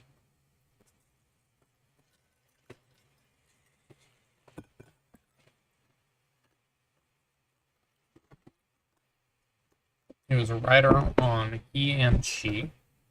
That's live action. The Munsters is also live action. I feel like is important to note. Fractured Flickers also seems to be live action. I actually don't have photos to add. What am I doing?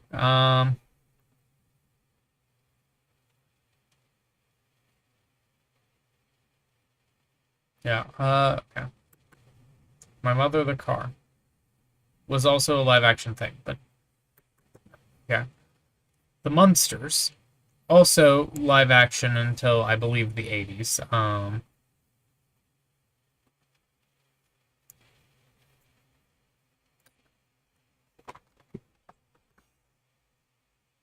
Yeah, okay.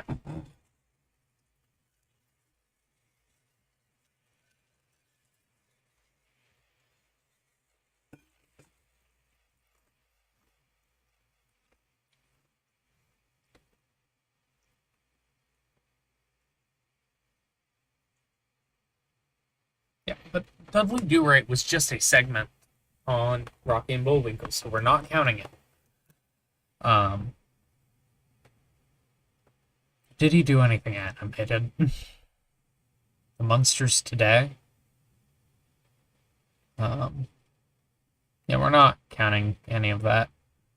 If he, like, created the Munsters animated show, sure, we would count that. He didn't. So, we're not counting Chris Hayward as an animated TV show director. Might seem unfair because I know, like, the Munsters are basically an animated TV show, but they're live action, so it doesn't count.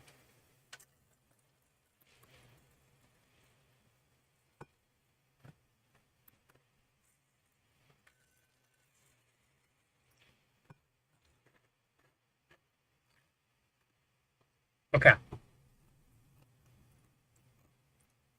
Chris Jenkins. Nope. Let's try that again. Chris Jenkins. Film producer? I think this is a different Chris Jenkins. Yep. Okay. Is there a...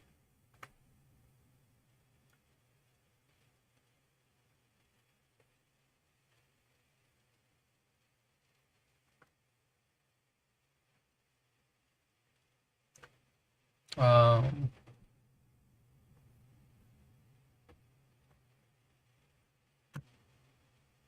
right.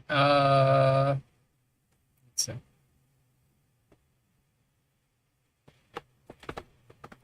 Did he showrun any of these?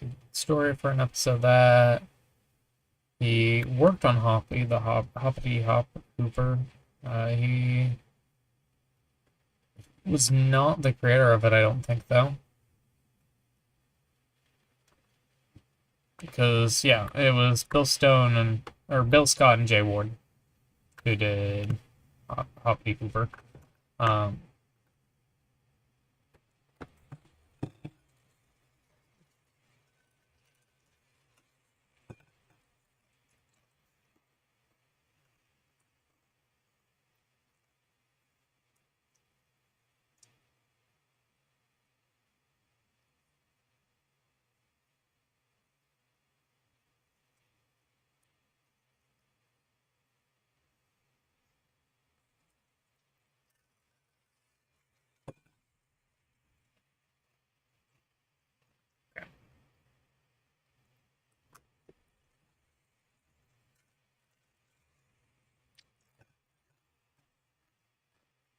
This is Chris Jenkins.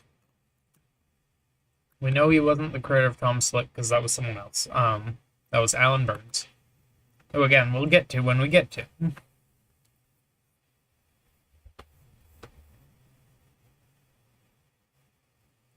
Yeah.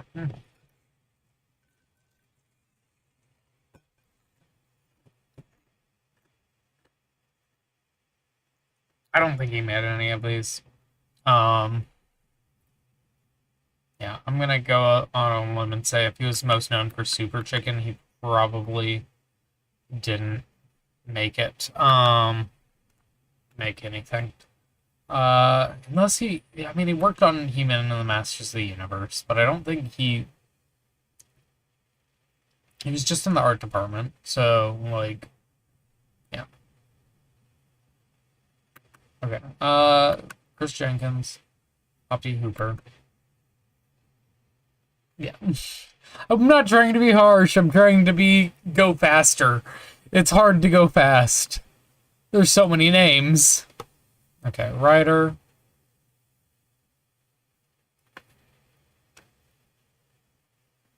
I just do not have time to go in through every single show that they ever worked on to see if they had an actual producer credit or not, or a creator credit or not, because it just isn't tracked really. George of the Jungle was an Alan Burns, which we will get to. Alan Burns is up next. We know he created shows. We are going to be adding things to this list in a moment. Get Smart is live action. Any of these other things live action or not live action? I wrote one episode of the Bugs Bunny and TV show. Okay. Cool. Blue Turner not. Alan Burns. Here we go.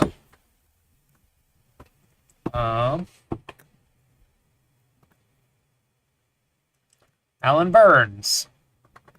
Let's see.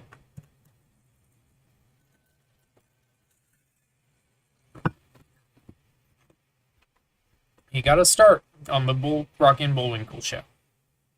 Okay.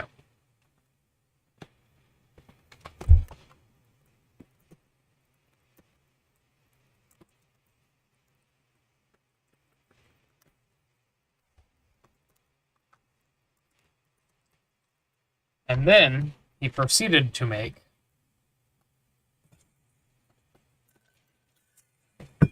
My Mother the Car, which doesn't count. Tom Slick, Super Chicken. George of the Jungle. False Hand in Friends and Lovers. That doesn't count with live action.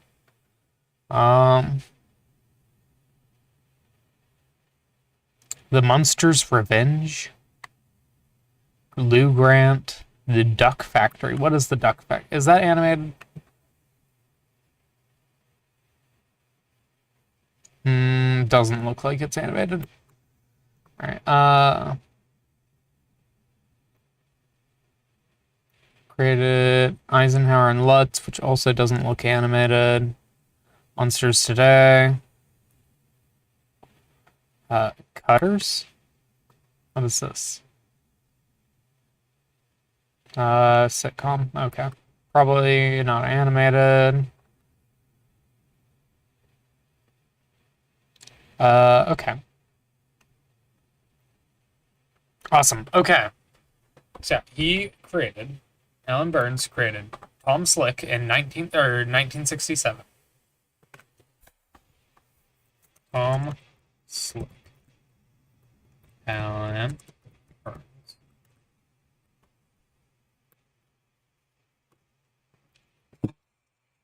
Tom Slick. Super Chickens. George of the Jungle. Okay.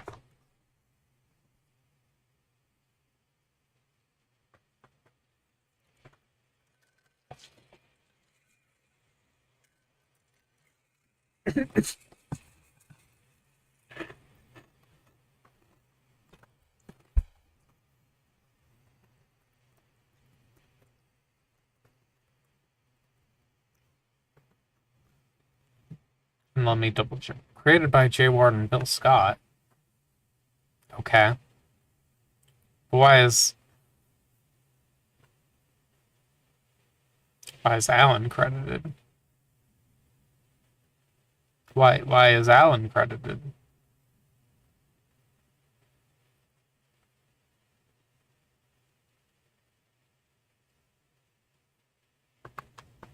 Who is Alan Burns?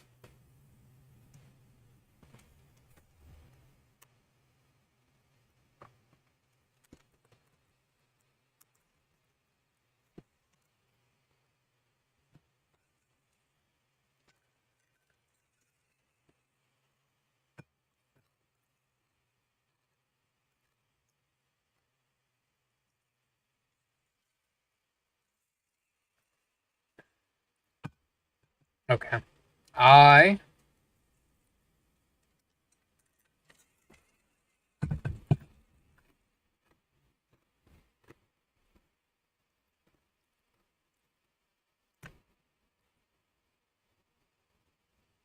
think here's what I'm gonna say. Wikipedia is wrong. Or no, Wikipedia is right. Alan Burns did create other shows. He did not, however, create Tom Slick.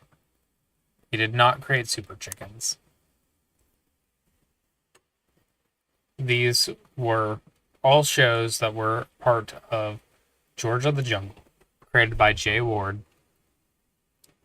Okay, 1967.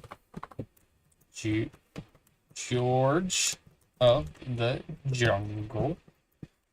We are going to put Bill Scott and Jay Ward. We're removing Alan Burns.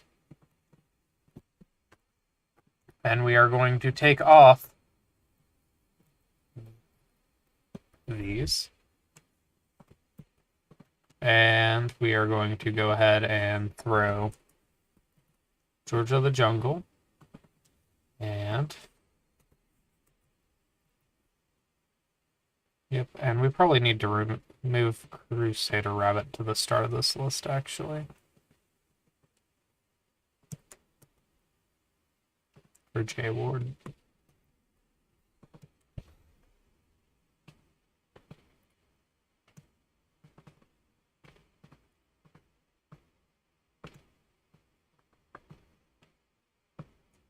Okay, and moving these up.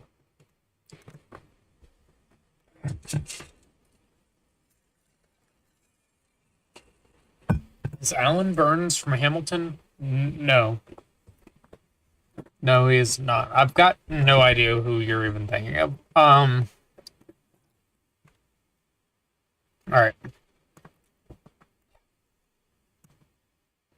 Tom Slick, Super Chicken, George of the Jungle. We untie that knot. Okay.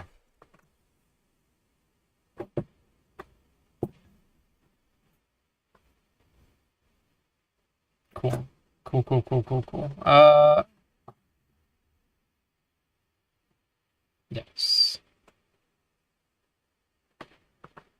So, Alan Burns, not counted there. I'm gonna go ahead and extend that out a little bit. Okay. Jim Critchfield. Worked on shows that we already have covered. We can go ahead and say he did not create any of those. Ted Key.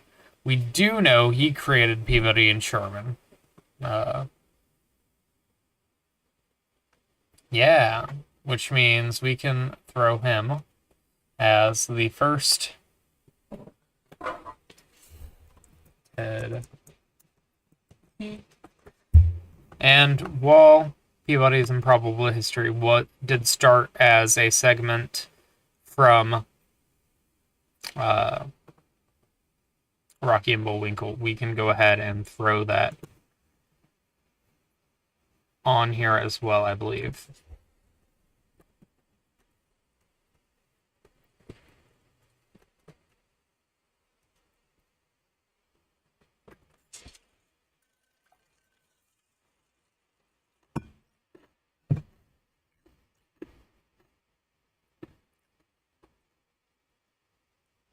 Okay.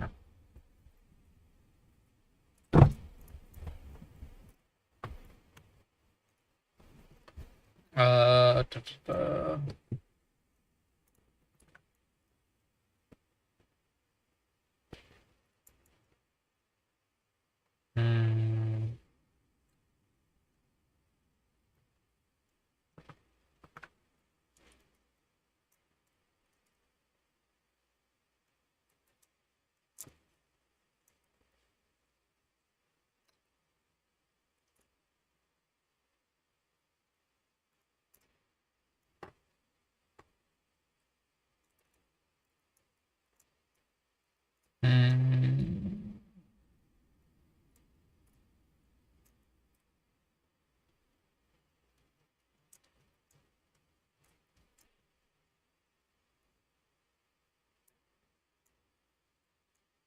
This has outlived Mr. Peabody and Mr. Sherman has outlived Rocky and Bullwinkle. I feel like it has become its own thing enough that we can count this as being separate from the others in a way we cannot count Super Chicken as being separate.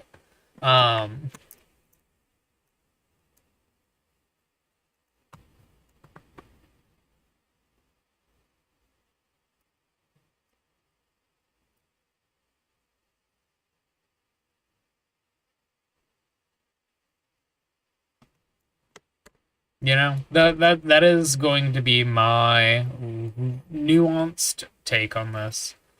I think this is... I think this is a joke about Aaron Burr was intended to... Oh, okay. I see. I get it. I I get it. I get what you're saying.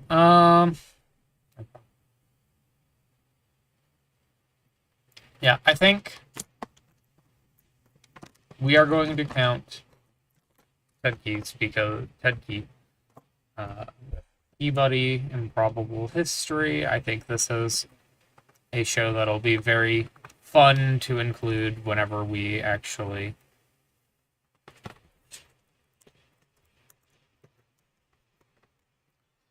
get there. Which means we actually get to move this over here also. We also need to move George of the Jungle over as well. Which means I gotta find George of the Jungle.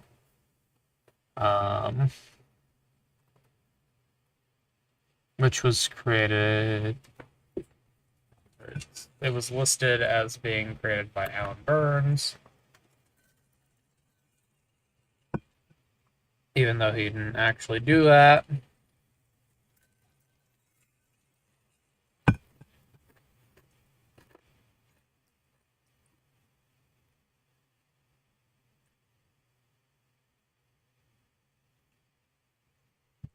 Yeah, cool.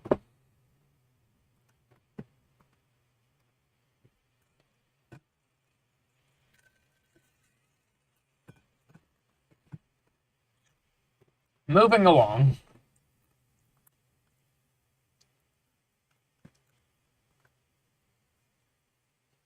Yeah, moving along from here. We should include Ted, Peabody, Improbable Story. Okay. Gerald Baldwin.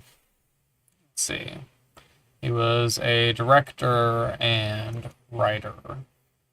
He wrote 12 episodes of The Smurfs.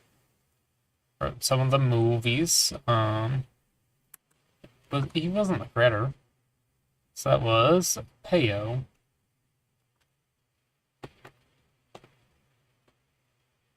Pierre Colford. Yeah. Jesus. You make one good thing. Okay. So, Rocky and Bullwinkle, Peabody and Sherman. Linus the Lionhearted. What the fuck is that?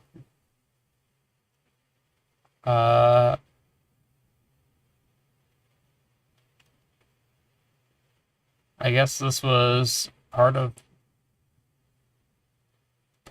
something else.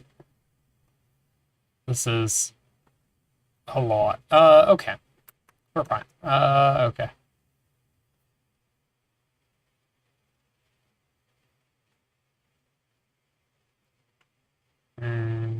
He co-directed some of the Garfield specials.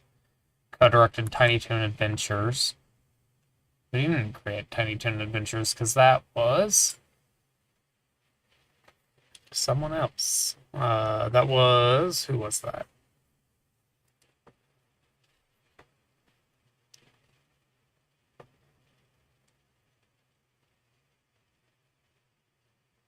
Whoa. Oh, we've got... I know that Tom Ruger the show, but still, we've got a lot of people to look through once we get here. Right, Gerald Baldwin. I don't believe Gerard Baldwin. I don't believe he did anything. He did it, but he created anything. Nope, that's Balding. Yeah, I don't think he even has a Wikipedia page. William T. Hertz, director and writer on a couple of things, but doesn't look like he was a creator of any of these shows.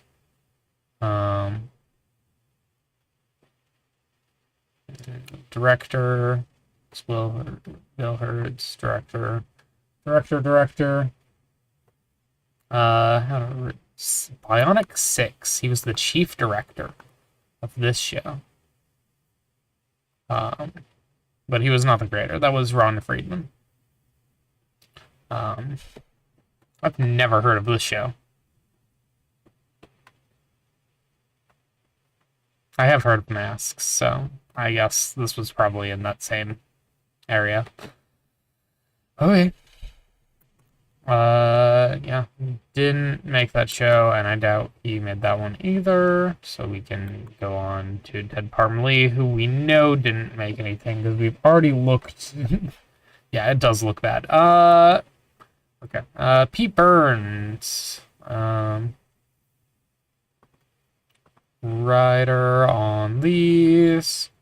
Writer on those. We know who made those. We're not looking at those.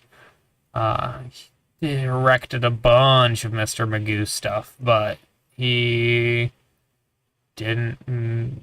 He wasn't a creator, really. We can see if he made anything of note. He worked on Mr. Magoo. He contributed, but I don't think he created anything, which is fine. You do not have to have created something to have made an impact. This guy would have probably made an impact if he hadn't died in 1969, you know? It's probably just a couple years off from having done something, made some show that went on to be iconic forever. All right, George Singer. Harlem Grove. Oh, this is art department stuff. We don't want to look at that. Wonder what it was. Yeah. It said pancreatic cancer. So. Yeah. Let's see. He was a producer on some things. Producer on G.I. Joe and Who created Transformers? The Transformers TV show. Who was the showrunner or creator? Henry Orenstein. When are we gonna get to him? Uh-oh. We might not get to him. That's probably fine. I guess Transformers will probably be left off of the family tree. Because, yeah, he only wrote Transformers stuff. Which means he was probably some executive or something. Or bit writer. I don't know.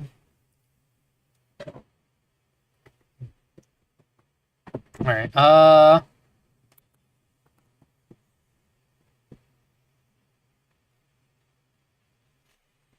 yeah, producer.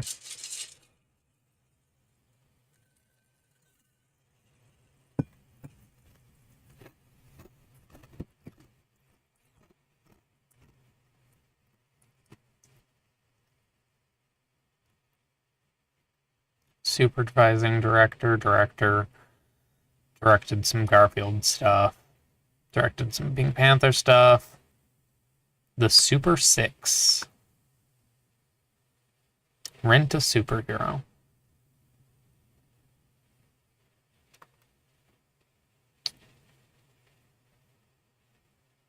I don't think there's no way to tell from this page who did what on this, because everybody's credited on everything.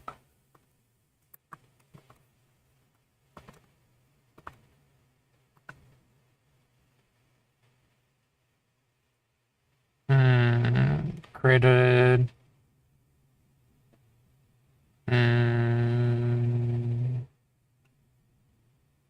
Yeah, I don't know. Data?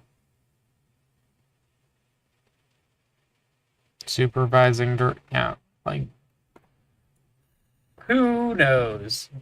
Gary Chickney probably is who I'd credit with this one. Chickney.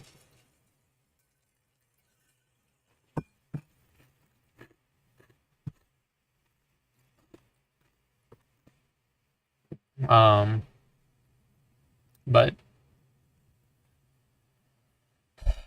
it's, yeah, kind of a mess there. He was a producer on Defenders of the Earth. Generally a producer. Okay. Sal Palace. Director. Tennessee Tuxedo and His Tales. King Leonardo and His Short Subjects. He was a director on this for 76 episodes, but uncredited. Now, why was that?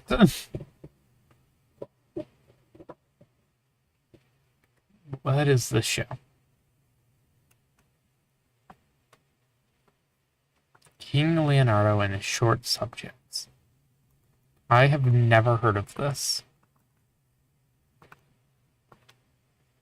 Okay. 1960 to 61. King and Odie. Okay, it was later on the King and Odie.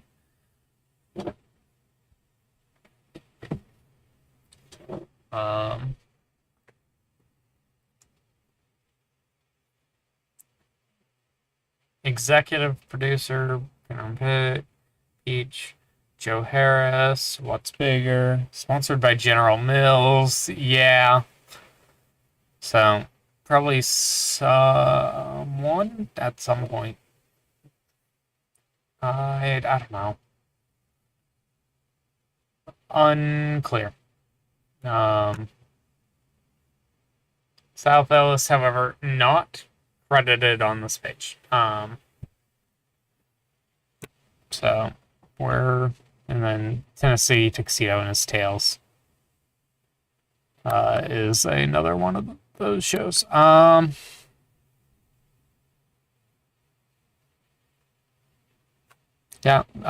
we're no idea who really did this one.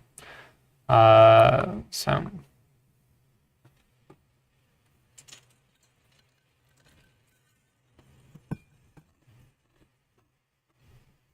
Right. Producer on Popeye, Miss Gerald Ray. Producer on Popeye. Animated producer on that. Producer on Beetle Baylor. Who show ran these shows?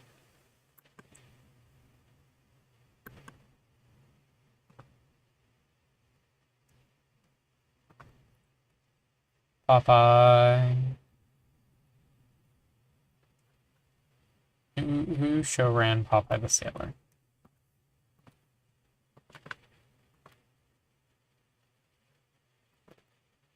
For the 1960 series, it was directed by Jack Kinney, Seymour Kennel, Neil, Gene Ditch, and John Dunn, and Paul Fennell. None of which we have really touched on yet.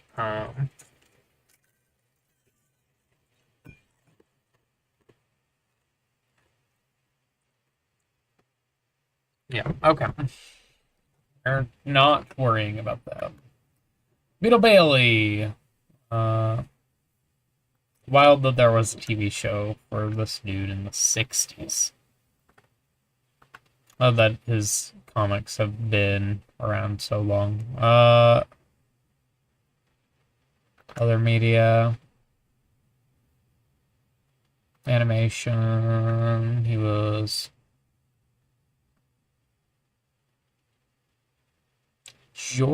Jeff Pike.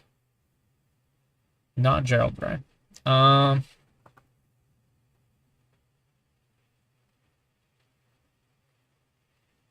Crazy Cat.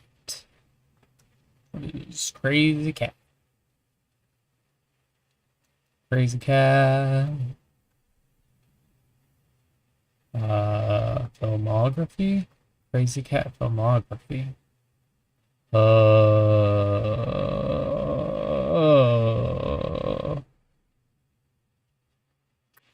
Okay. There's a lot going on here. I don't want to know. Calvin and the Colonel.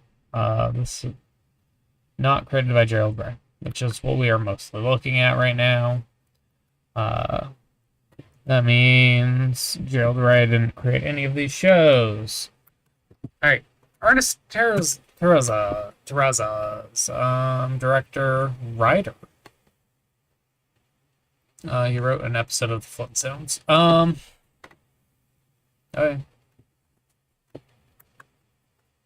Jim Hills.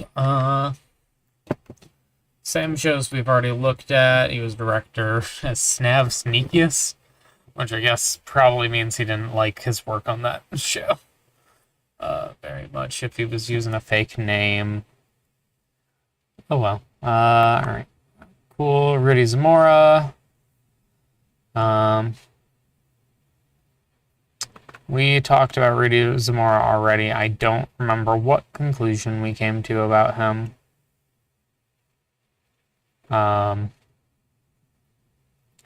It was that he did a bunch, but he didn't create anything, right? He did a bunch and deserves to be respected, but he wasn't the creator of anything. So, wait, we have looked at his page. I don't know if we said he didn't create anything.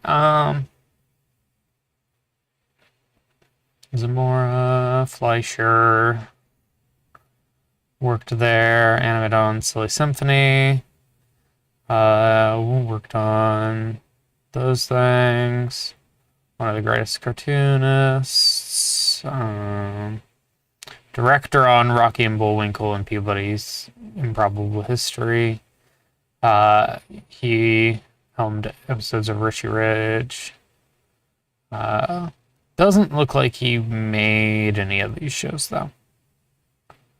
Yeah, alright.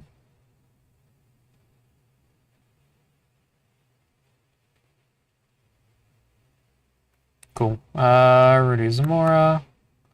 Bob Schle. Okay. Alright, that is the second Hydra Slain.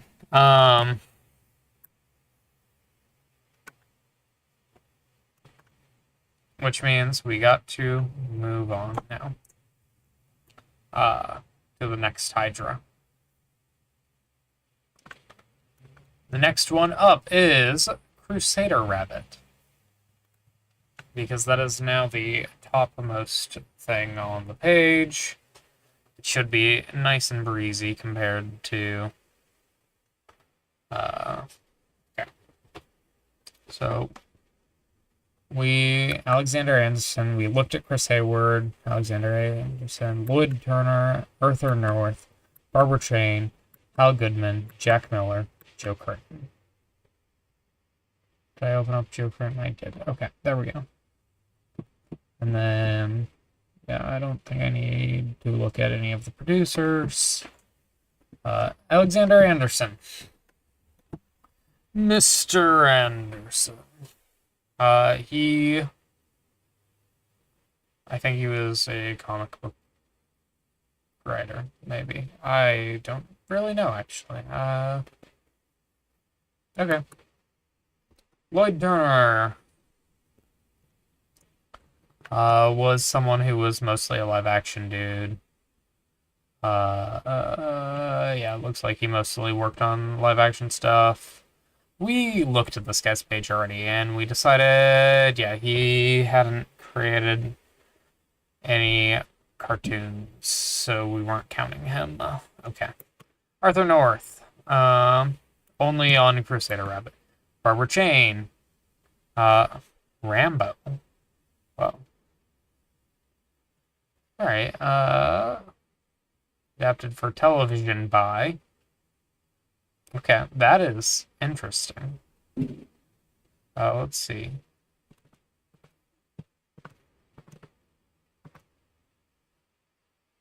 That's not her, is it?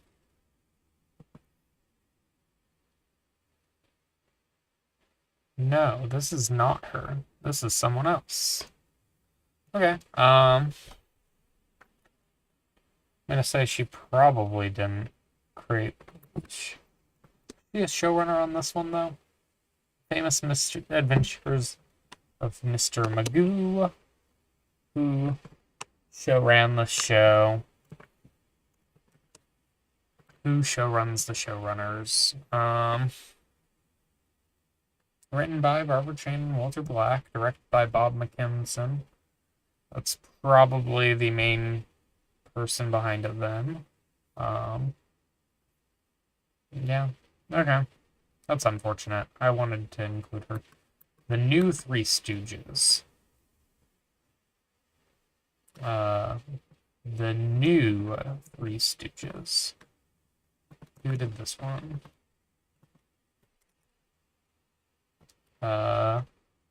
Written by Norman Maurer, Dick Brown, written by Eddie Burns.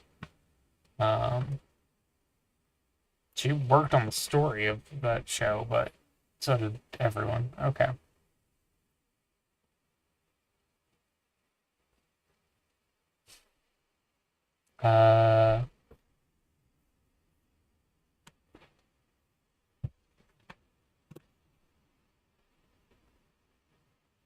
This show seems like it was kind of a mess. So, alright. Writer on the Monroes, writer on Alvin and the Chipmunks, writer on Rambo. Not really a creator of any of these things. Art department on that. She was a storyboard artist on the new Three Stooges. So if we do get there, I mean, she will have worked on the storyboards, but she won't get noted for anything because she didn't get a chance to make anything. Hal Goodman.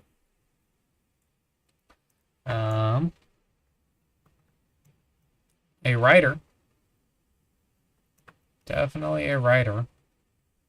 It doesn't look like he created anything, though.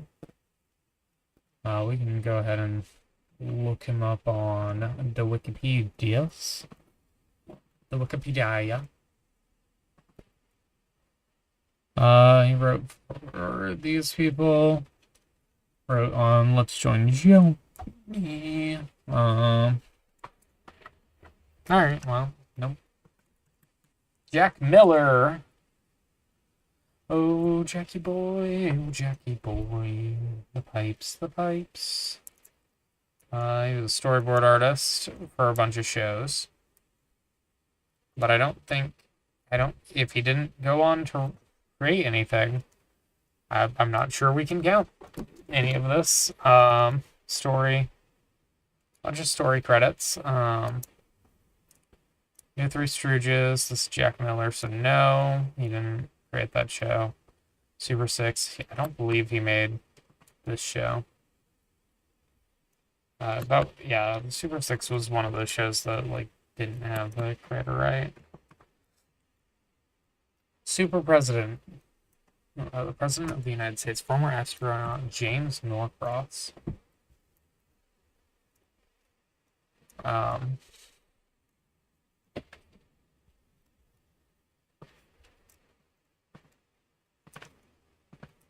the fuck is this?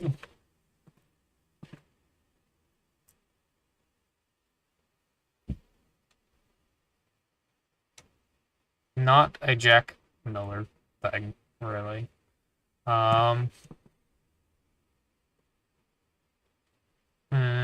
No, doesn't really seem like... I mean, he did a bunch of work. He did a whole bunch of work. No doubt wrote some of your favorite jokes from Star Trek the Animated Series. I don't know. Okay, and that's Joker. That is Crusader Rabbit, which had a grand total of 0 notable writers or directors that came out of it. But, except for Jay Ward, who, you know, would go on to do a whole bunch of things.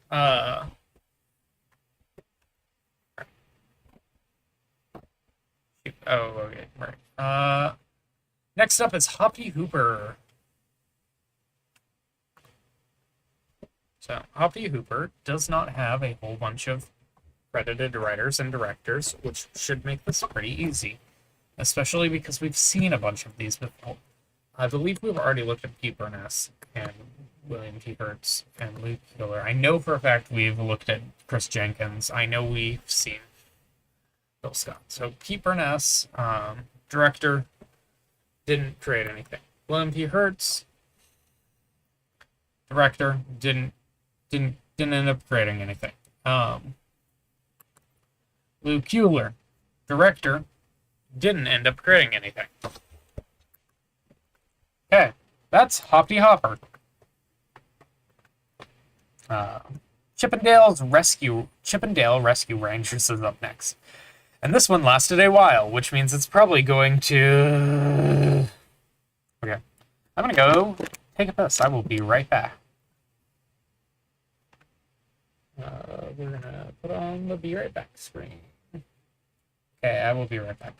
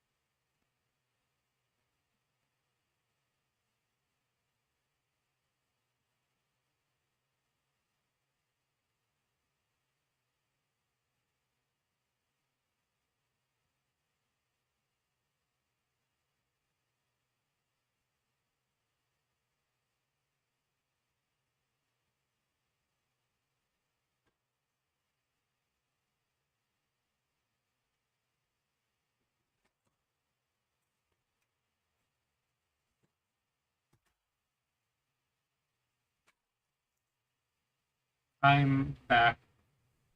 Give me just a moment.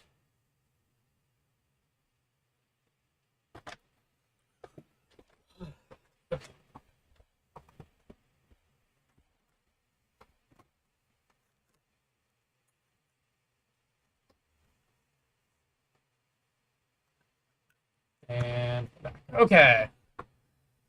So, yeah, I just had to piss real quick. It wasn't going to take long.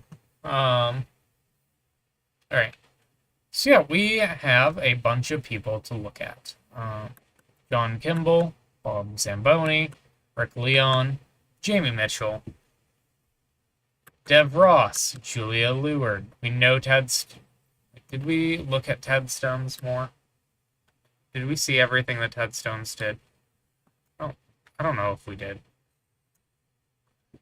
Ted Stones, Mark Edward Edmonds, Kevin Hobbs, David Wise, Eric Lewell, Jim Magone, Ken Kuntz, David Weimers, Lynn Uli, Bruce Talkington, Mark Zaslov, Burt Brown, Cindy McKay, Bruce Raid Schaefer, Dean Stephen, Larry Swerdlove, Arthur Brian Cover, Buzz Dixon, Bryce Malick, Lydia Moreno, Somto Suchar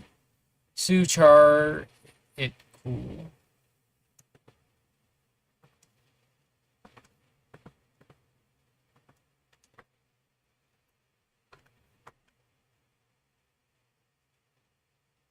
it's time.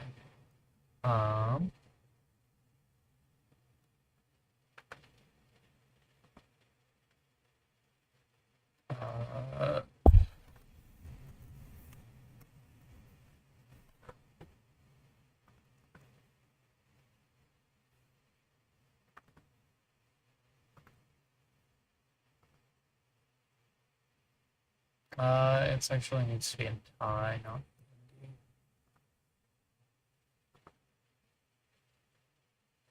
Hindi. Sucharikun? Assuming that Google translates at all correct, it's Sucharikun. Somehow Sucharikun.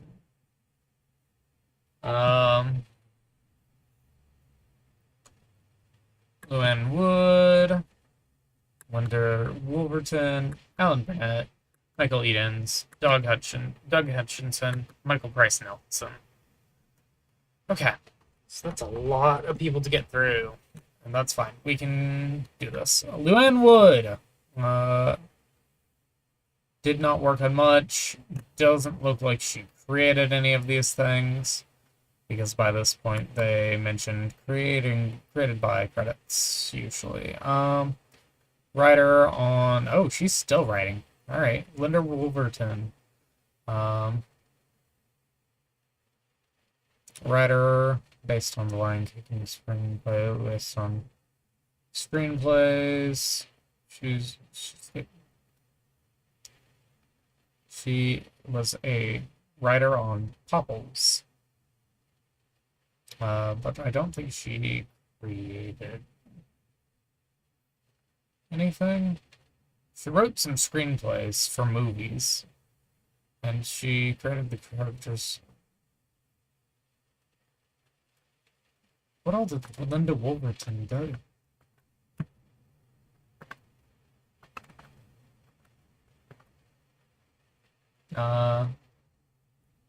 Oh, she wrote Beauty and the Beast. She co-wrote Lion King. She added stuff to Mulan. Yeah, that tracks. I don't think she created any TV shows, though, which is what we are looking at today. Alan Burnett. Also still working. Producer, we're not looking at producer credits. We are looking at, we're looking for created bys. Story by, written by, screenplay by, story by, written by.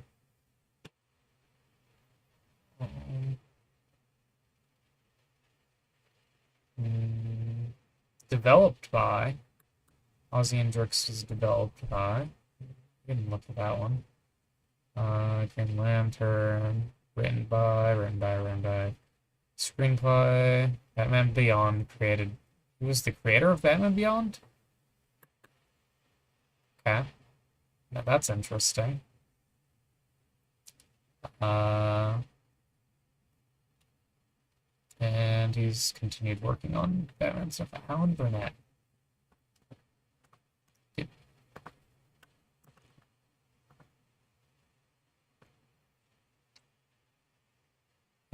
He was a writer, producer on a whole bunch of things.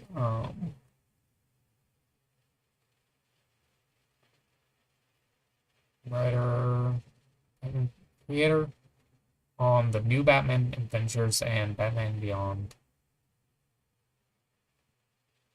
Okay. So yeah, okay. Cool. Cool.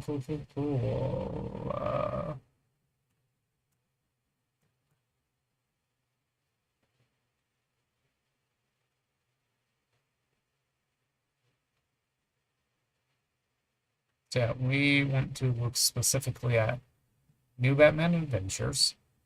Yeah. New Batman Adventures, Batman Beyond. Yeah, those are the two main ones that he actually actively worked on creating.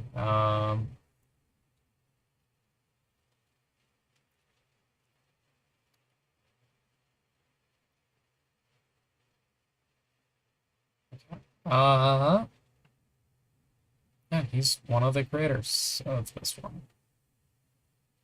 Cool.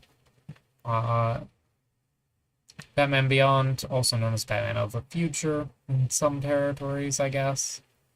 Also a Paul Dini first term. Alright, Alan Burnett worked on Chippendale Rescue Rangers.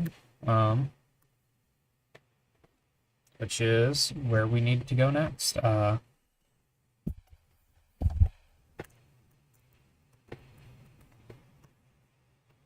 And we're banning you. Thank you. Get out of here. And Burnett. Burnett, who ended up creating New Batman Adventures, 1997. Okay, so we need to add Alan Burnett. Oh. And we need to add Paul Dini and Bruce Timm. Paul Dini, Bruce Timm, 2 M's. Yeah, and Alan Burnett. Who did New Batman Adventures.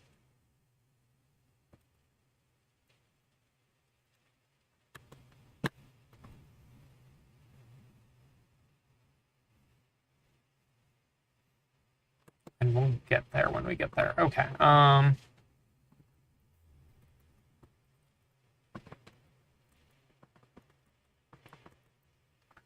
then also counting the Batman Beyond.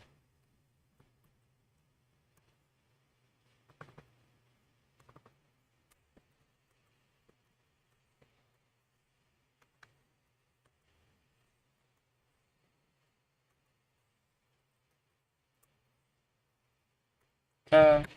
And we want to put those in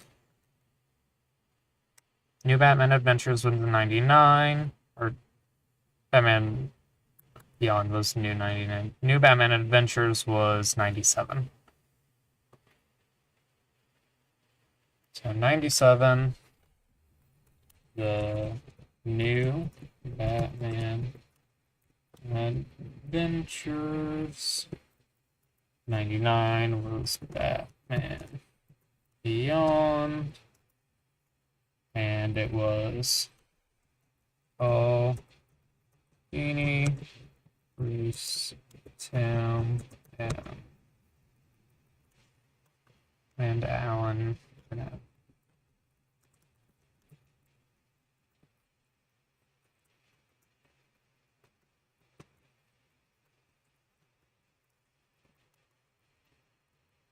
Okay, awesome. Which means we do need to throw those shows in with the other ones. Because every head we slay, 3 more pop up. Unless they don't. Which is rare. New Batman Adventures and Batman Beyond.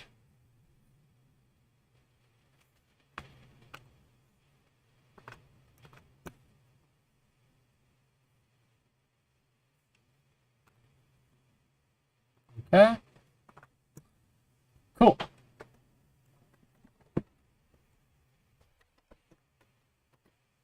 Cool. Let's see what else. Yeah, no, Alan Burnett did those things. All right.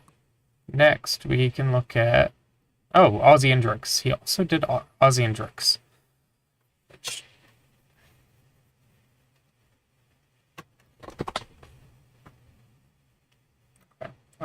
This was 2002.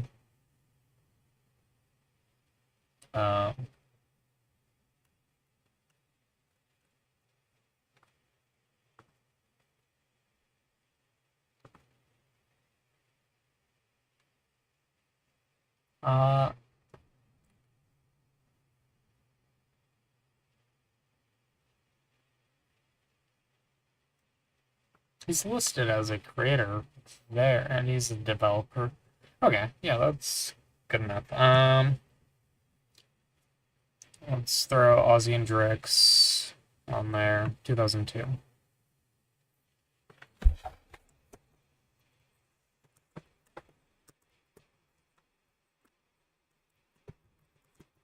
Burnett and Mark Hyman.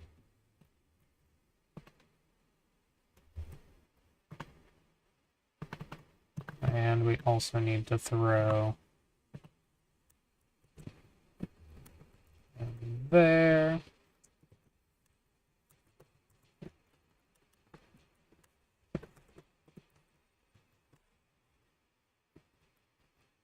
And we can put that there.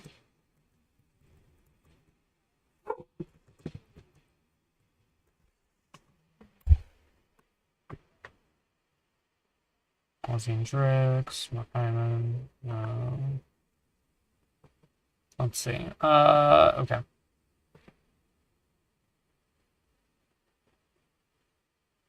Yeah, and Alan Burnett did that. Okay.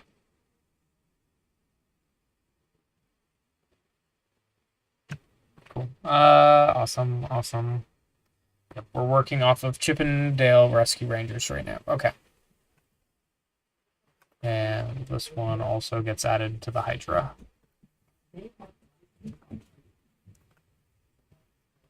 Alright, and then maybe Ellen has already been added. Yep, okay.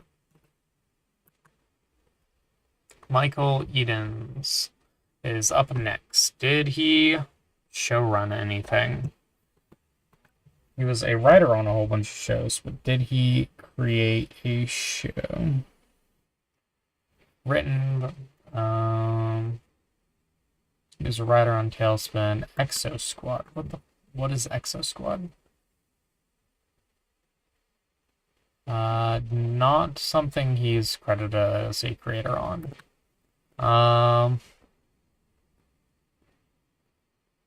X-Men 93. Story editor on G.I. Joe Extreme. Wrote an episode of Sabrina. Woman with mullets, it seems. Yeah, a lot of women with mullets. Honestly, good for him, I guess. Uncredited writer on Barney.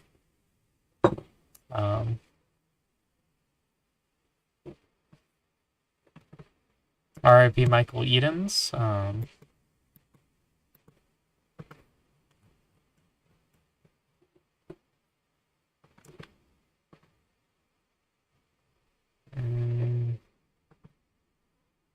Doesn't look like he's got a Wikipedia page, so I'm gonna assume he was kind of just a staff writer on these shows. Doug Hutchinson wrote a couple episodes of these shows. I don't think he was... Here, let's look at Gummy Bears.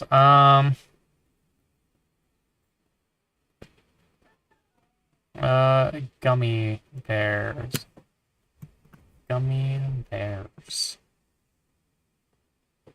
Adventures of the Gummy Bears. This one was created by Jim Magone, who we are going to get to. I know he is coming up at some point. Yeah, Jim Magone. So, we will get there. We are going to get to this show. Cool.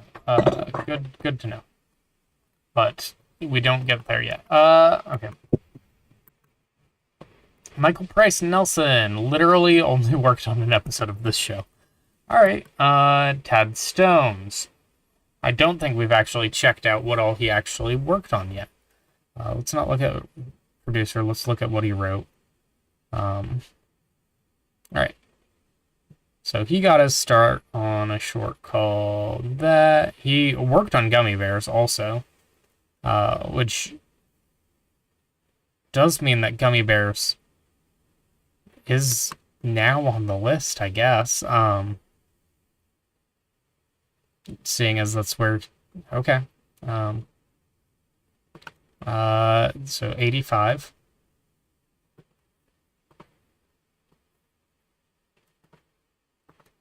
Okay. And we know that Jim Magone got a start on here. And we know that Tad Stones worked on this.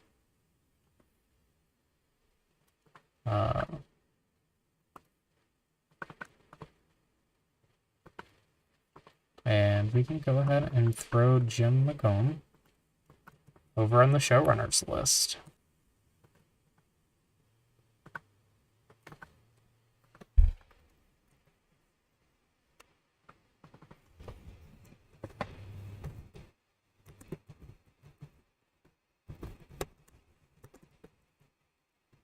Okay, awesome.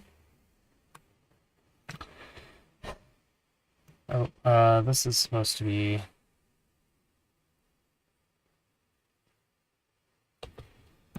JYMNMAGON.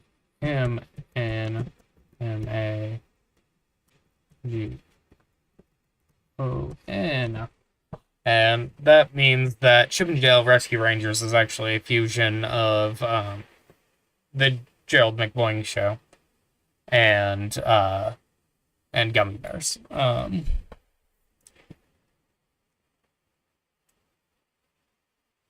I believe. Okay.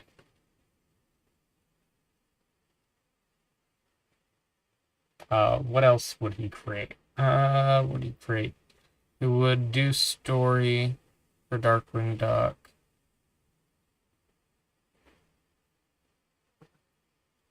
But by that point, he had already created. Yeah, I mean, he was a creator of Darkwing Duck. Return of Jafar, he did the story by. He did a couple episodes of Aladdin. Which, yeah, that tracks. Buzz Lightyear of Star Command. Did he do that TV show?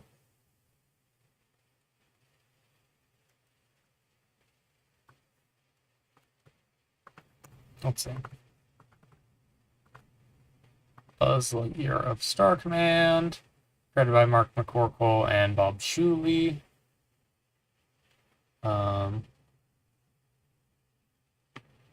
He was an executive producer on that, but yeah. Okay. Next up is Atlantis Milo's Return, Super Robot Hyper Team Go. Did some screenplay for some Hellboy animated stuff. Did an episode of Superhero Squad. Did a couple episodes of that and that. Of Generator X and Puss in Boots. Coolpari. Anthropomorphic Frogs. Battle the Forces of Darkness. That sounds really cool. Sounds sick as fuck. How the fuck did I miss this? Alright.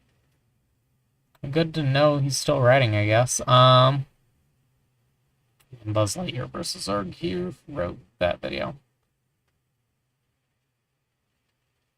Alright, yeah. Cool party.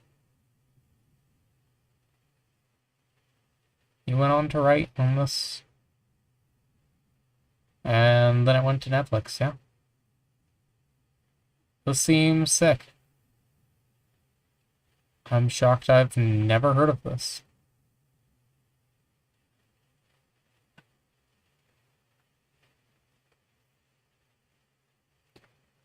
I might have to check that out at some point. Yeah.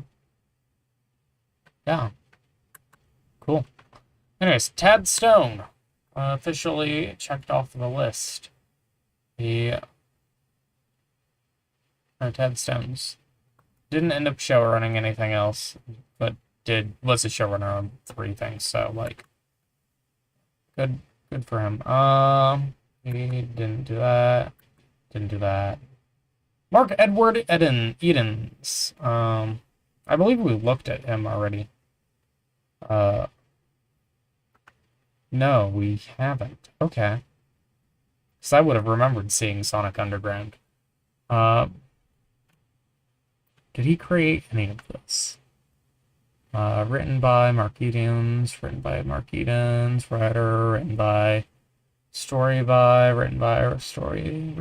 Teleplay. Teleplay. Stargate Infinity, developer on that.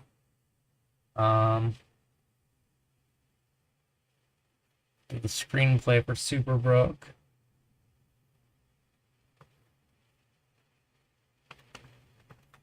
I am not familiar with this guy.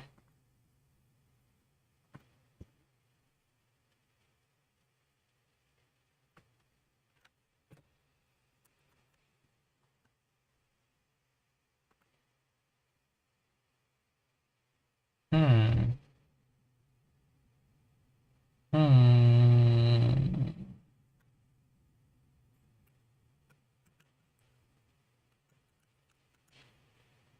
Yeah,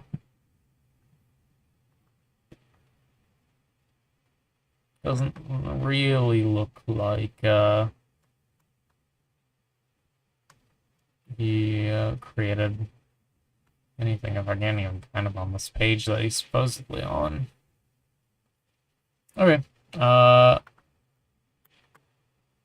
Kevin Hops, writer on Young Justice and the Smurfs. Yeah, writer on a bunch of things. Writer on Young Justice. What episodes? What episodes has he written? Welcome to Happy Harvard, Downtime, Revelation, Agendas, Usual Suspects. I don't really remember any of those specifically. Spectacular, Spider-Man. He's a superhero comp, dude. Super Robot Monkey Team Hyperforce. He's a writer on Ben 10. Cool. And Zula Patrol. Nice. I don't think he is a creator, though.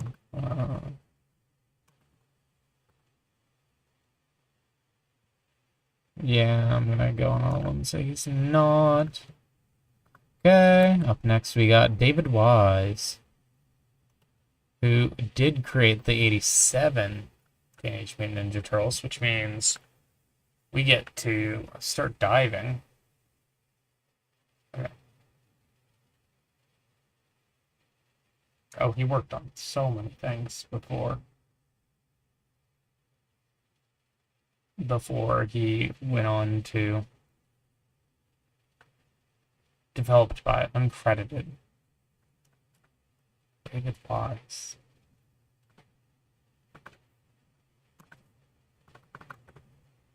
What does Wikipedia say? Alright. Wrote several episodes of these shows.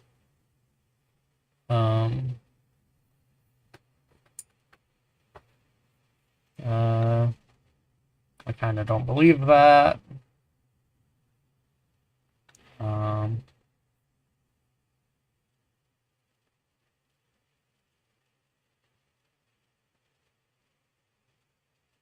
He helped develop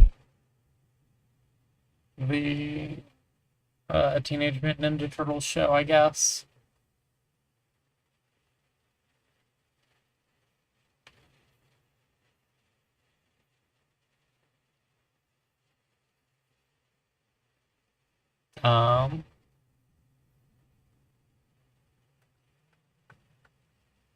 I don't know. He claims to have done a lot.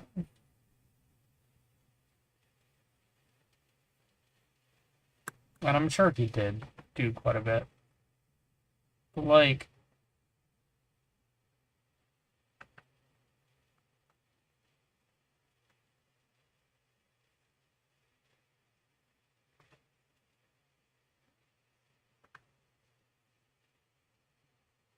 yeah, he did seasons 4 and 5 of the story, and, like, but he wasn't the showrunner of this.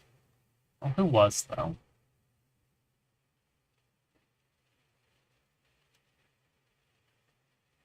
Um...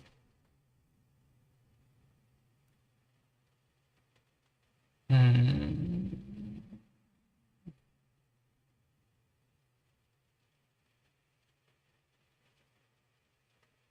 Hmm...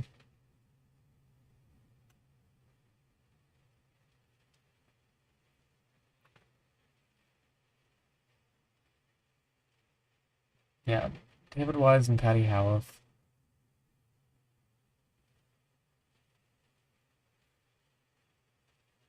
Hmm...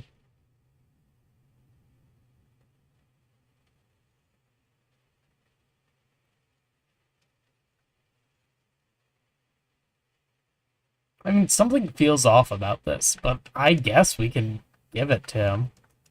It's just gonna make things so much more complicated.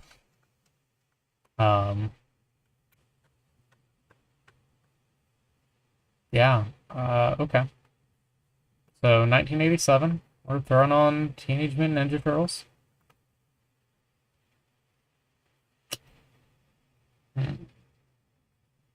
But I guess he was around.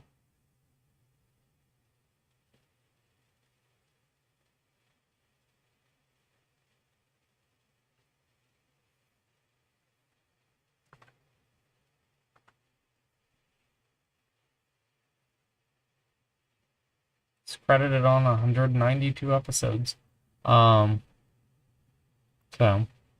yeah. Alright, cool. David Wise. 1987. We're gonna put David Wise.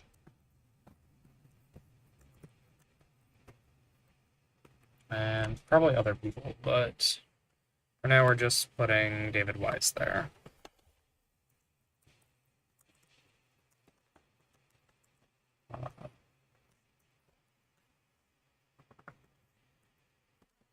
And Turtles. Alright. So where did we want to consider David Wise have getting him his start?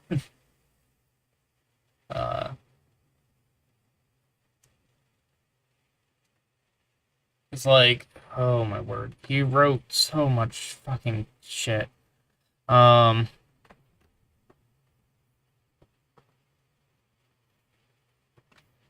don't know.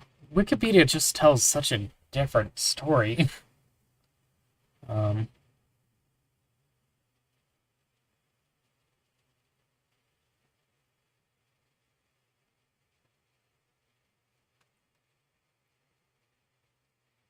Fucking Nepo baby, you know? Like, okay. Let's see. Yeah, Star Trek probably. Which is fine. I wanted that on here anyways. Secrets of Isis.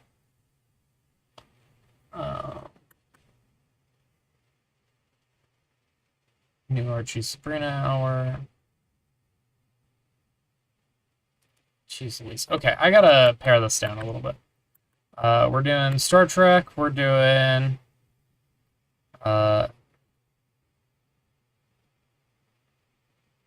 Godzilla. We're doing The Biscuits. We're doing Defenders of the Earth. Transformers.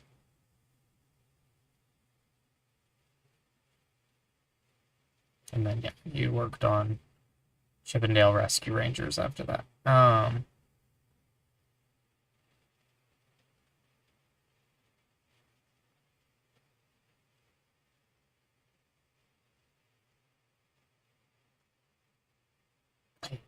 Is that how we're doing this? That's not how we've been done this up to this point, is it? Like,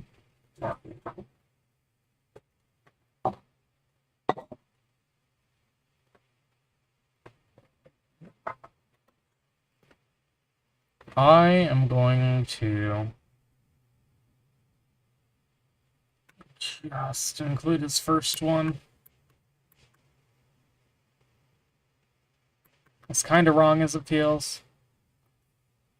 And maybe I'll backtrack on that later. Okay, so David Wise, this was Star Trek, 1973.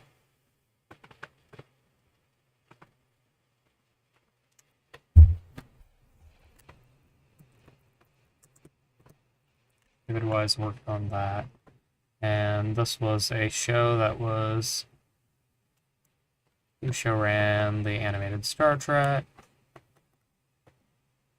Are we counting? We're not counting it as Gene Roddenberry. He created the live action one. Like, it's not the same.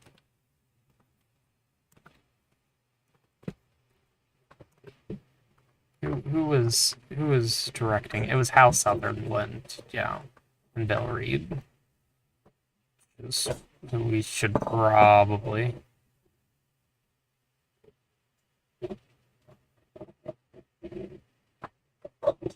Yeah, okay.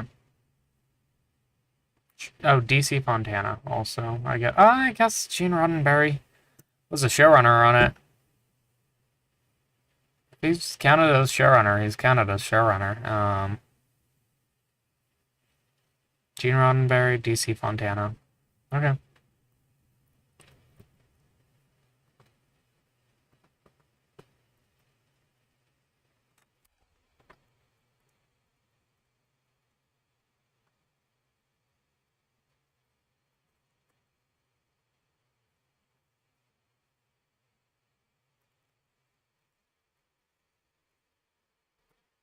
Okay. Yeah, we can include both of them on this list now.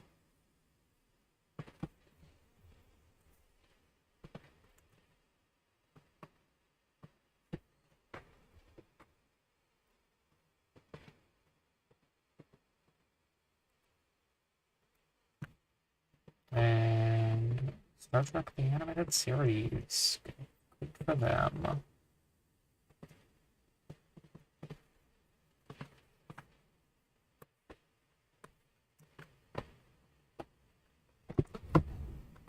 The 70s sure are clear right now. Which probably would have been made better if I'd let David Wise be credited with 70 things.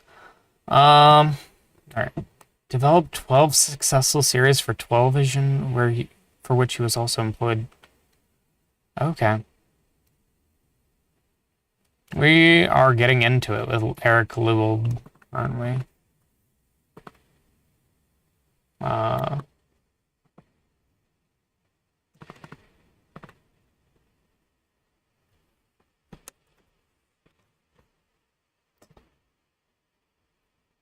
What do you mean? What do you mean he doesn't have a Wikipedia page? Okay.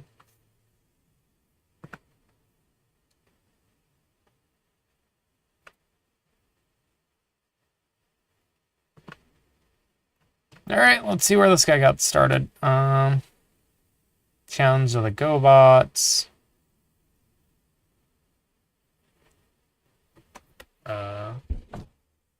Then he created... Where's his first created credit? Executive story editor.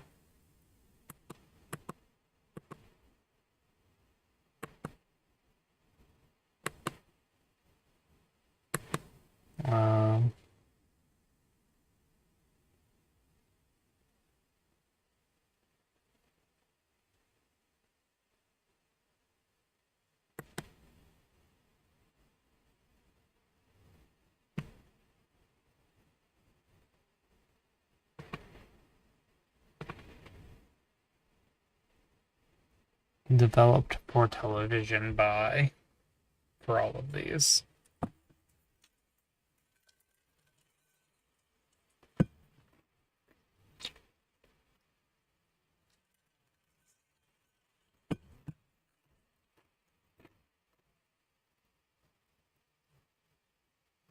Okay.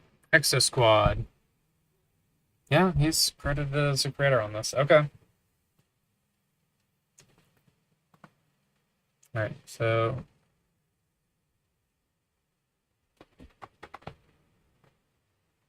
I need to remember to throw these people on this list as I get to them. David Wise and Eric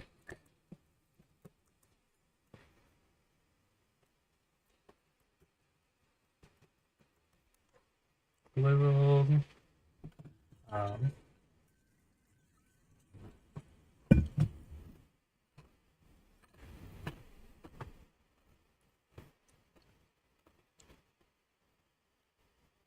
Who worked on Exo Squad 1993.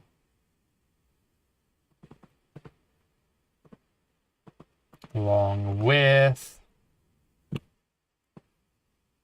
Jeff Segal and Mark Hoffmaner.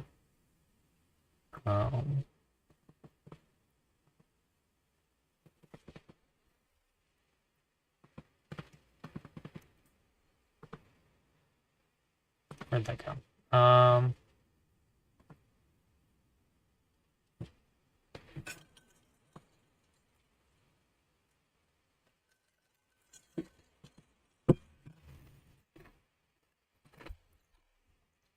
Could we please copy and paste?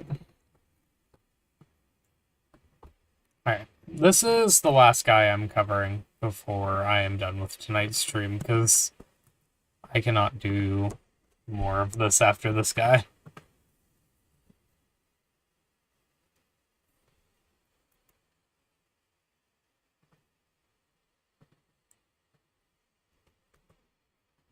Okay.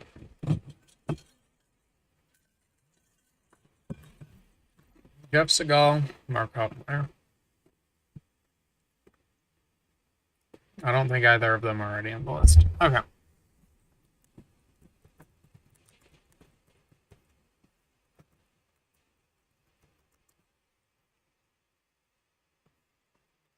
Mark off.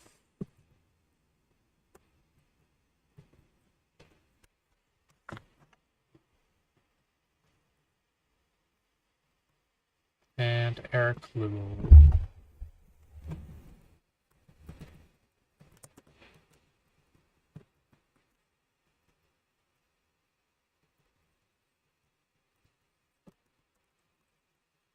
Exo Squad. Exo Squad. Exo Squad. Okay. And we can throw Exo Squad on the other page, I guess. Alright.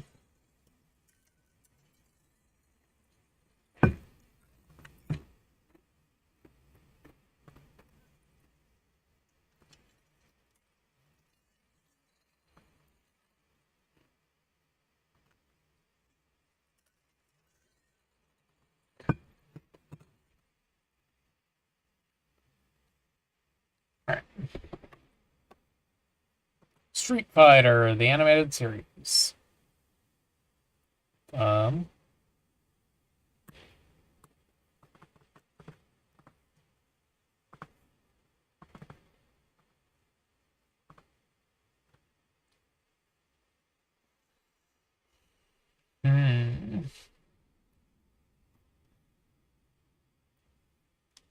Who's on the development team? I don't think I'm going to give this one to him, though. Gargoyles, Greg Weisman. Yeah. Not giving him that one either. I will give him X-Men 93.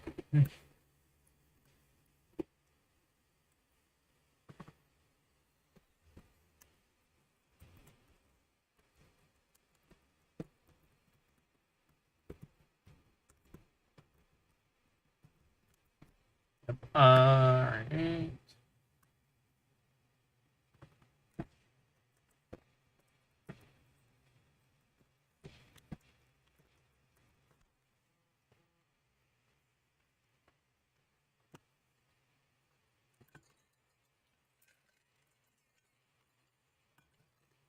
Mummy's alive?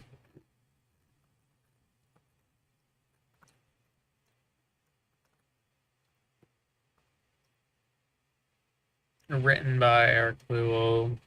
Directed by Seth Kearsley. No, not giving this one to Eric.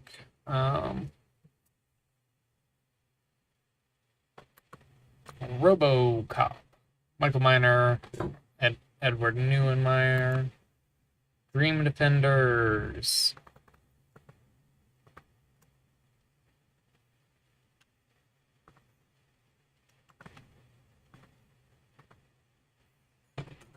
This is not the same thing. Okay.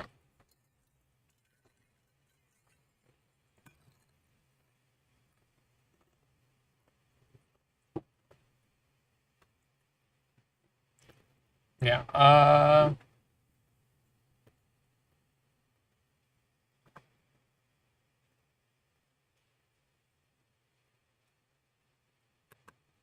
Is he a creator of Stargate Infinity?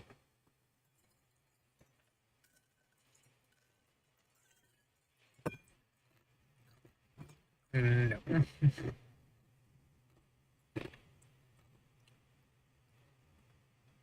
Although Michael Edens and Mark Edward Edens are.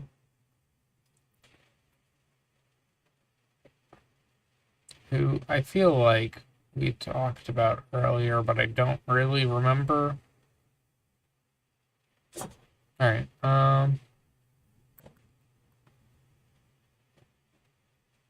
yeah, no, we're not counting that.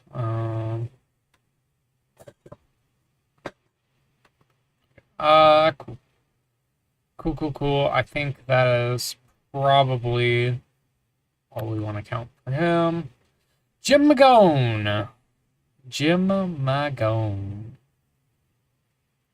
Alright. He's actually who I'm gonna stop with because I feel like it's worth looking.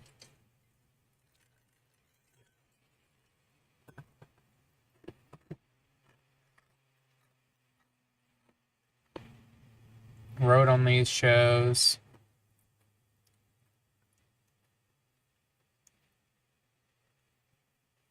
He was the series head writer for none of these. Okay.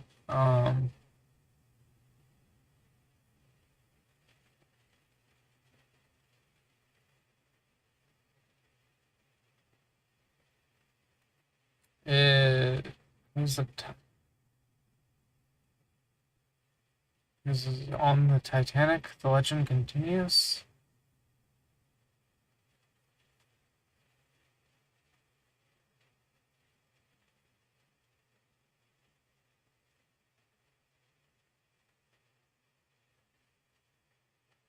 Yeah.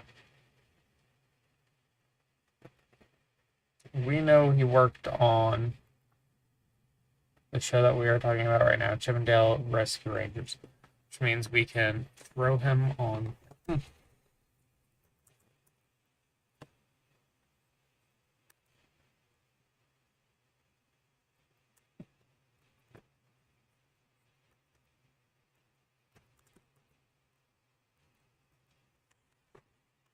Where did he get his start?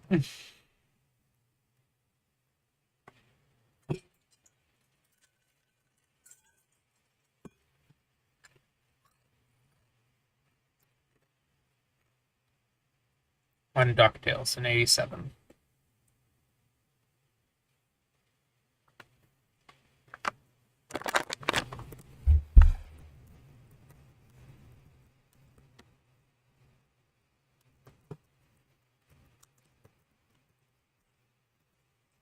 And who show ran DuckTales?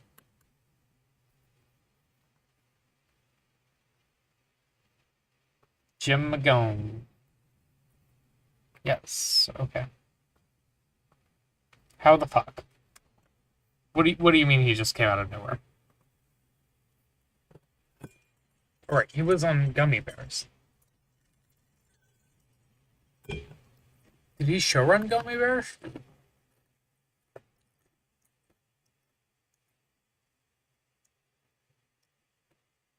Is he a showrunner? Was he the showrunner on Gummy Bears?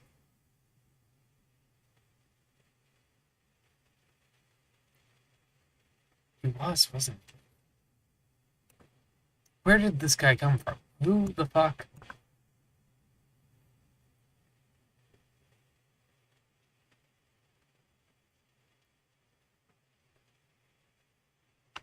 He's credited as the creator of Disney Gummy Bears and DuckTales and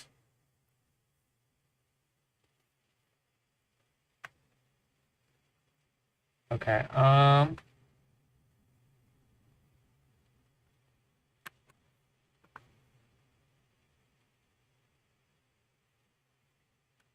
Mark says.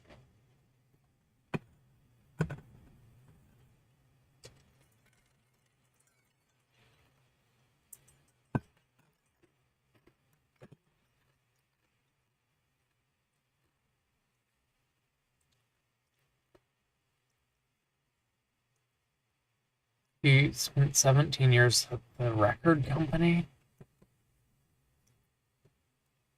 He was in the record side of things. He has a blog. He posts to his blog.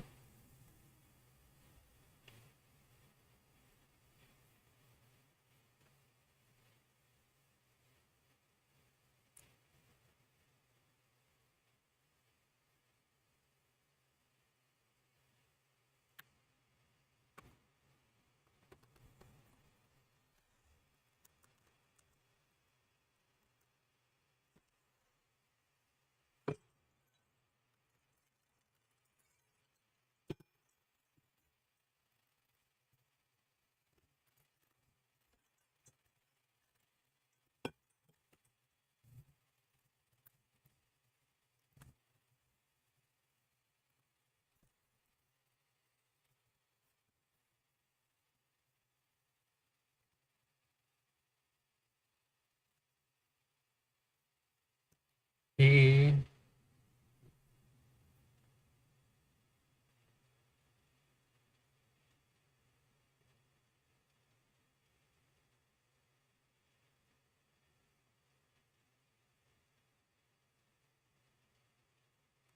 Okay. All right.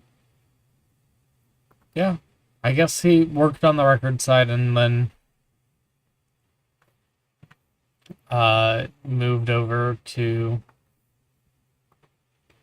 elsewhere. That's fine. That's a weird transition to make, but you know, if he was happy, he was happy. Alright, so DuckTales on 87.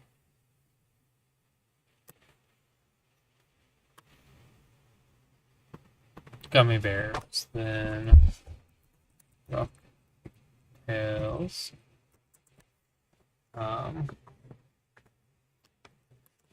And the new, did you get this one?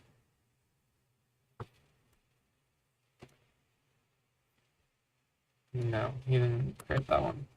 The Magical World of Disney. Let's go ahead and say he didn't create that one. Tailspin. He did create it with Mark Zaslav, and this was...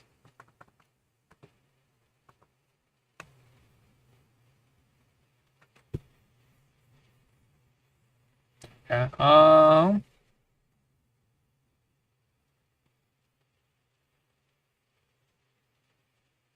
yep, cool. Tailspin. And 1990.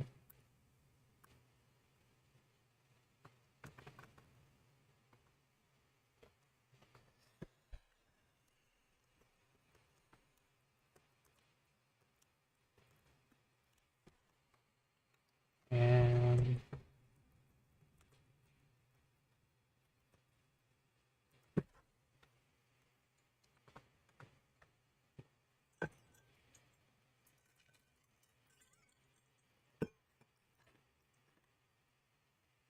oh, it's Zaslav.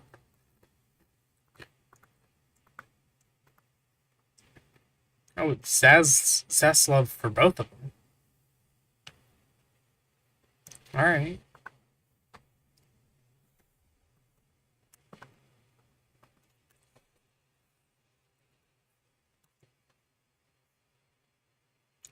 Where's the find and replace?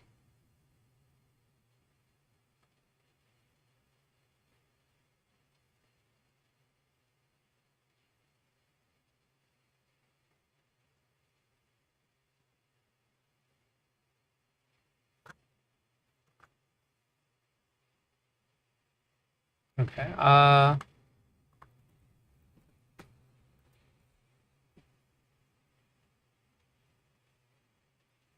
Zaslav.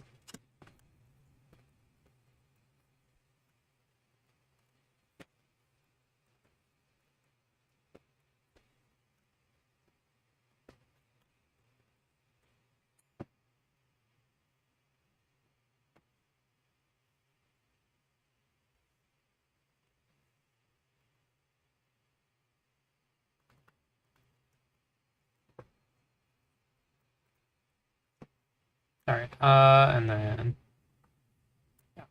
tail spin. And he did tailspin with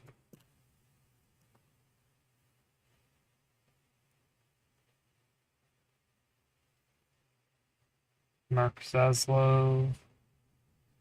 It's the son of Alan. Okay. I figured they were brothers.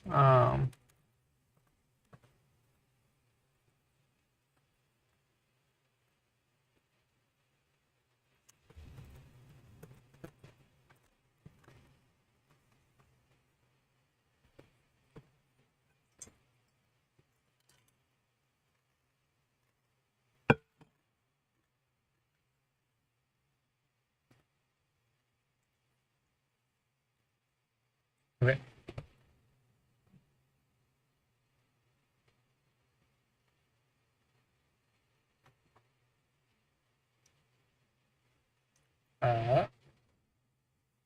Cool. What else? Goof Troop. Not created by Jim. Okay. Superhuman Samurai Cyber Squad. Created by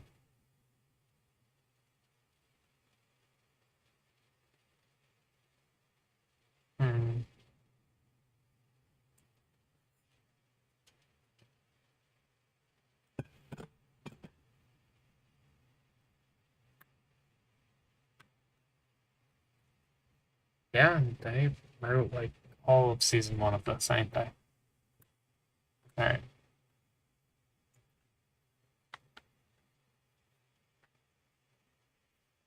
Alright, Superhuman Samurai Cyber Squad. And this was what year? 1994.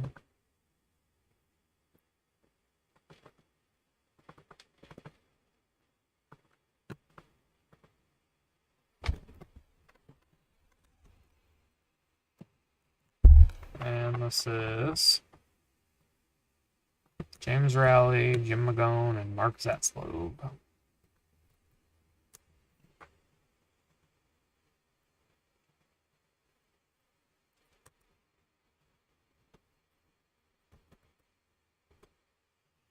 Which means we need to add Superhuman Samurai Cyber Squad to the list of things that worked on, and he worked on, and James Rally also worked on. Okay.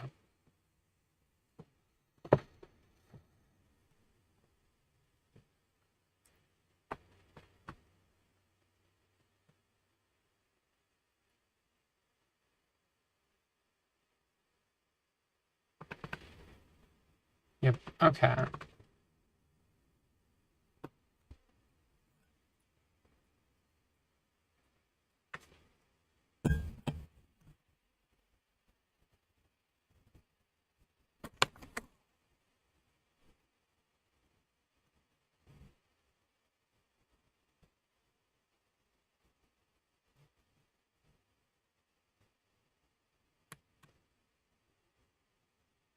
Alright, what else?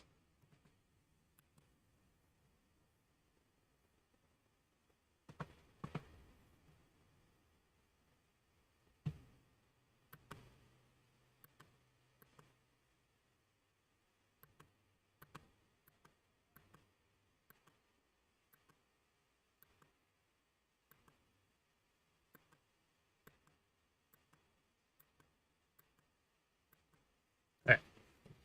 Let's see real quick. No. No.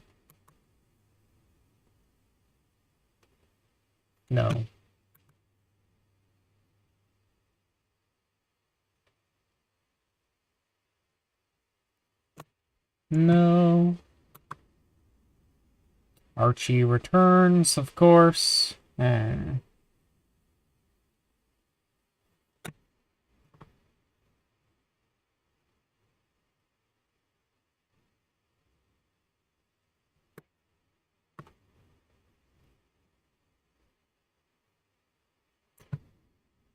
Uh,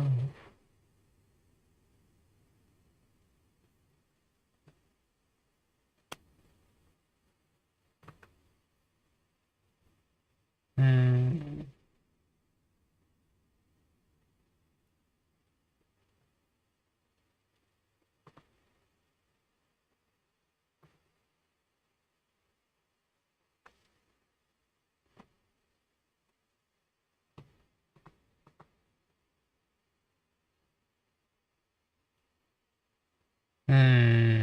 Okay.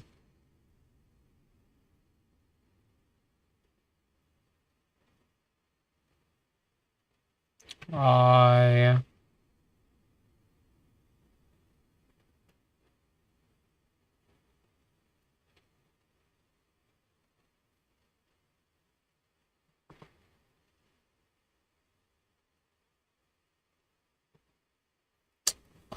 I'm not gonna include this one. He has so many fucking other things for something this, like, weird to be thrown to him.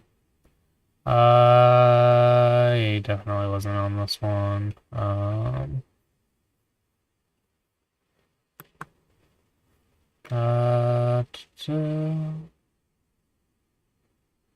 Yeah, nope, this is someone else.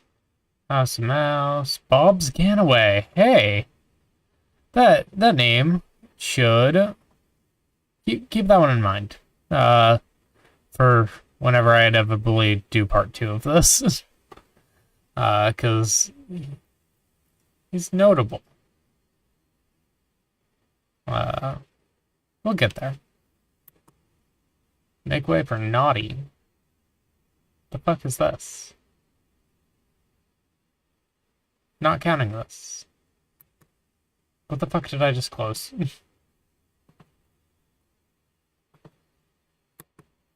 I'm so sorry, Rick Lynn. Alright. Setting ducks. Not counting this. JoJo's Circus. Not counting this.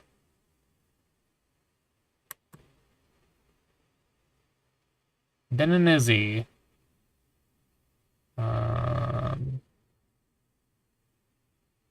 Written by Jim McGowan. This has literally no information about it. Gormty. No. No. Hey, Tom Ruger. We'll get to him. I don't. Yeah, we'll get to him.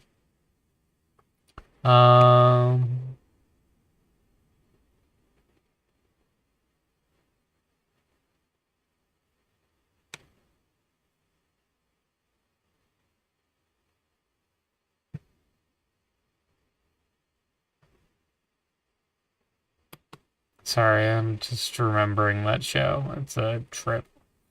This one, someone else. Tumbleweed, someone else. And Philly Fantasia, also someone else. Okay! Made sure to get all of Jim McGowan's things that he actually created. Put down.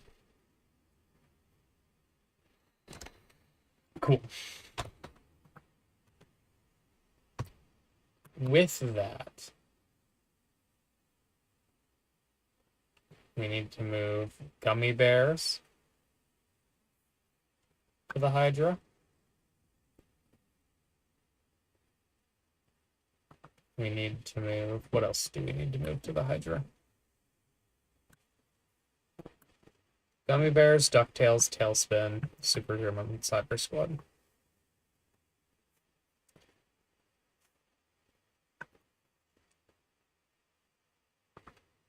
Gummy bears, DuckTales, Tailspin.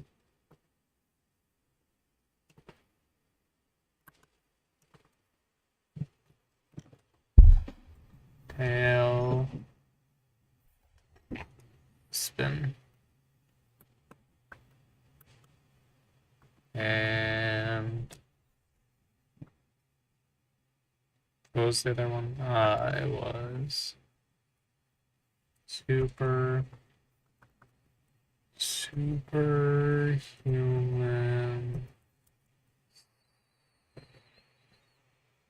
samurai cyber squad.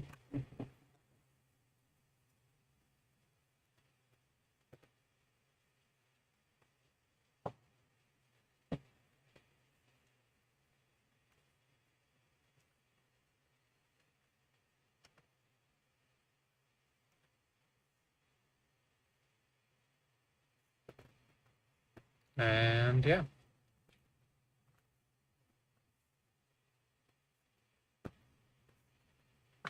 Alright, that means the Hydra heads are currently at 1. We currently have 14 heads of the Hydra. There is Darkwing Duck, Aladdin, Hot Wheels, Roger Ramjet, Georgia the Jungle, Peabody's Improbable History, New Batman Adventures, Batman Beyond, Ozzy and Drix, Exo Squad, Gummy Bears, DuckTales, Tailspin, and Superhuman Cyber Squad. I am going to bookmark all of those IMDb pages.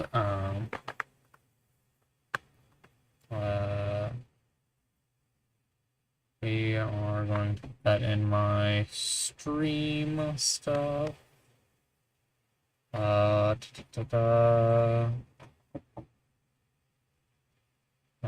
I have a stream stuff? Okay, whatever.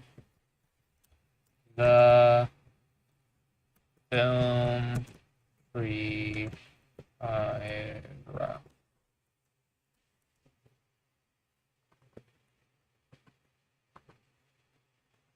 Okay.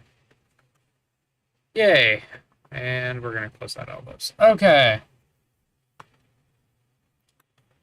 So yeah, I will get to digitizing all of this at some point. Or not I gotta finish, like, getting this into a understandable position, which means I'm gonna have to fill in, like, all of 74 to 84, because there's, like, no shows there for some reason. And that's weird. We're kind of missing a decade there. I imagine once we get to Hot Wheels, we'll probably start filling some of that in. But because I know Fred Griffin created a bunch of things that we'll get to.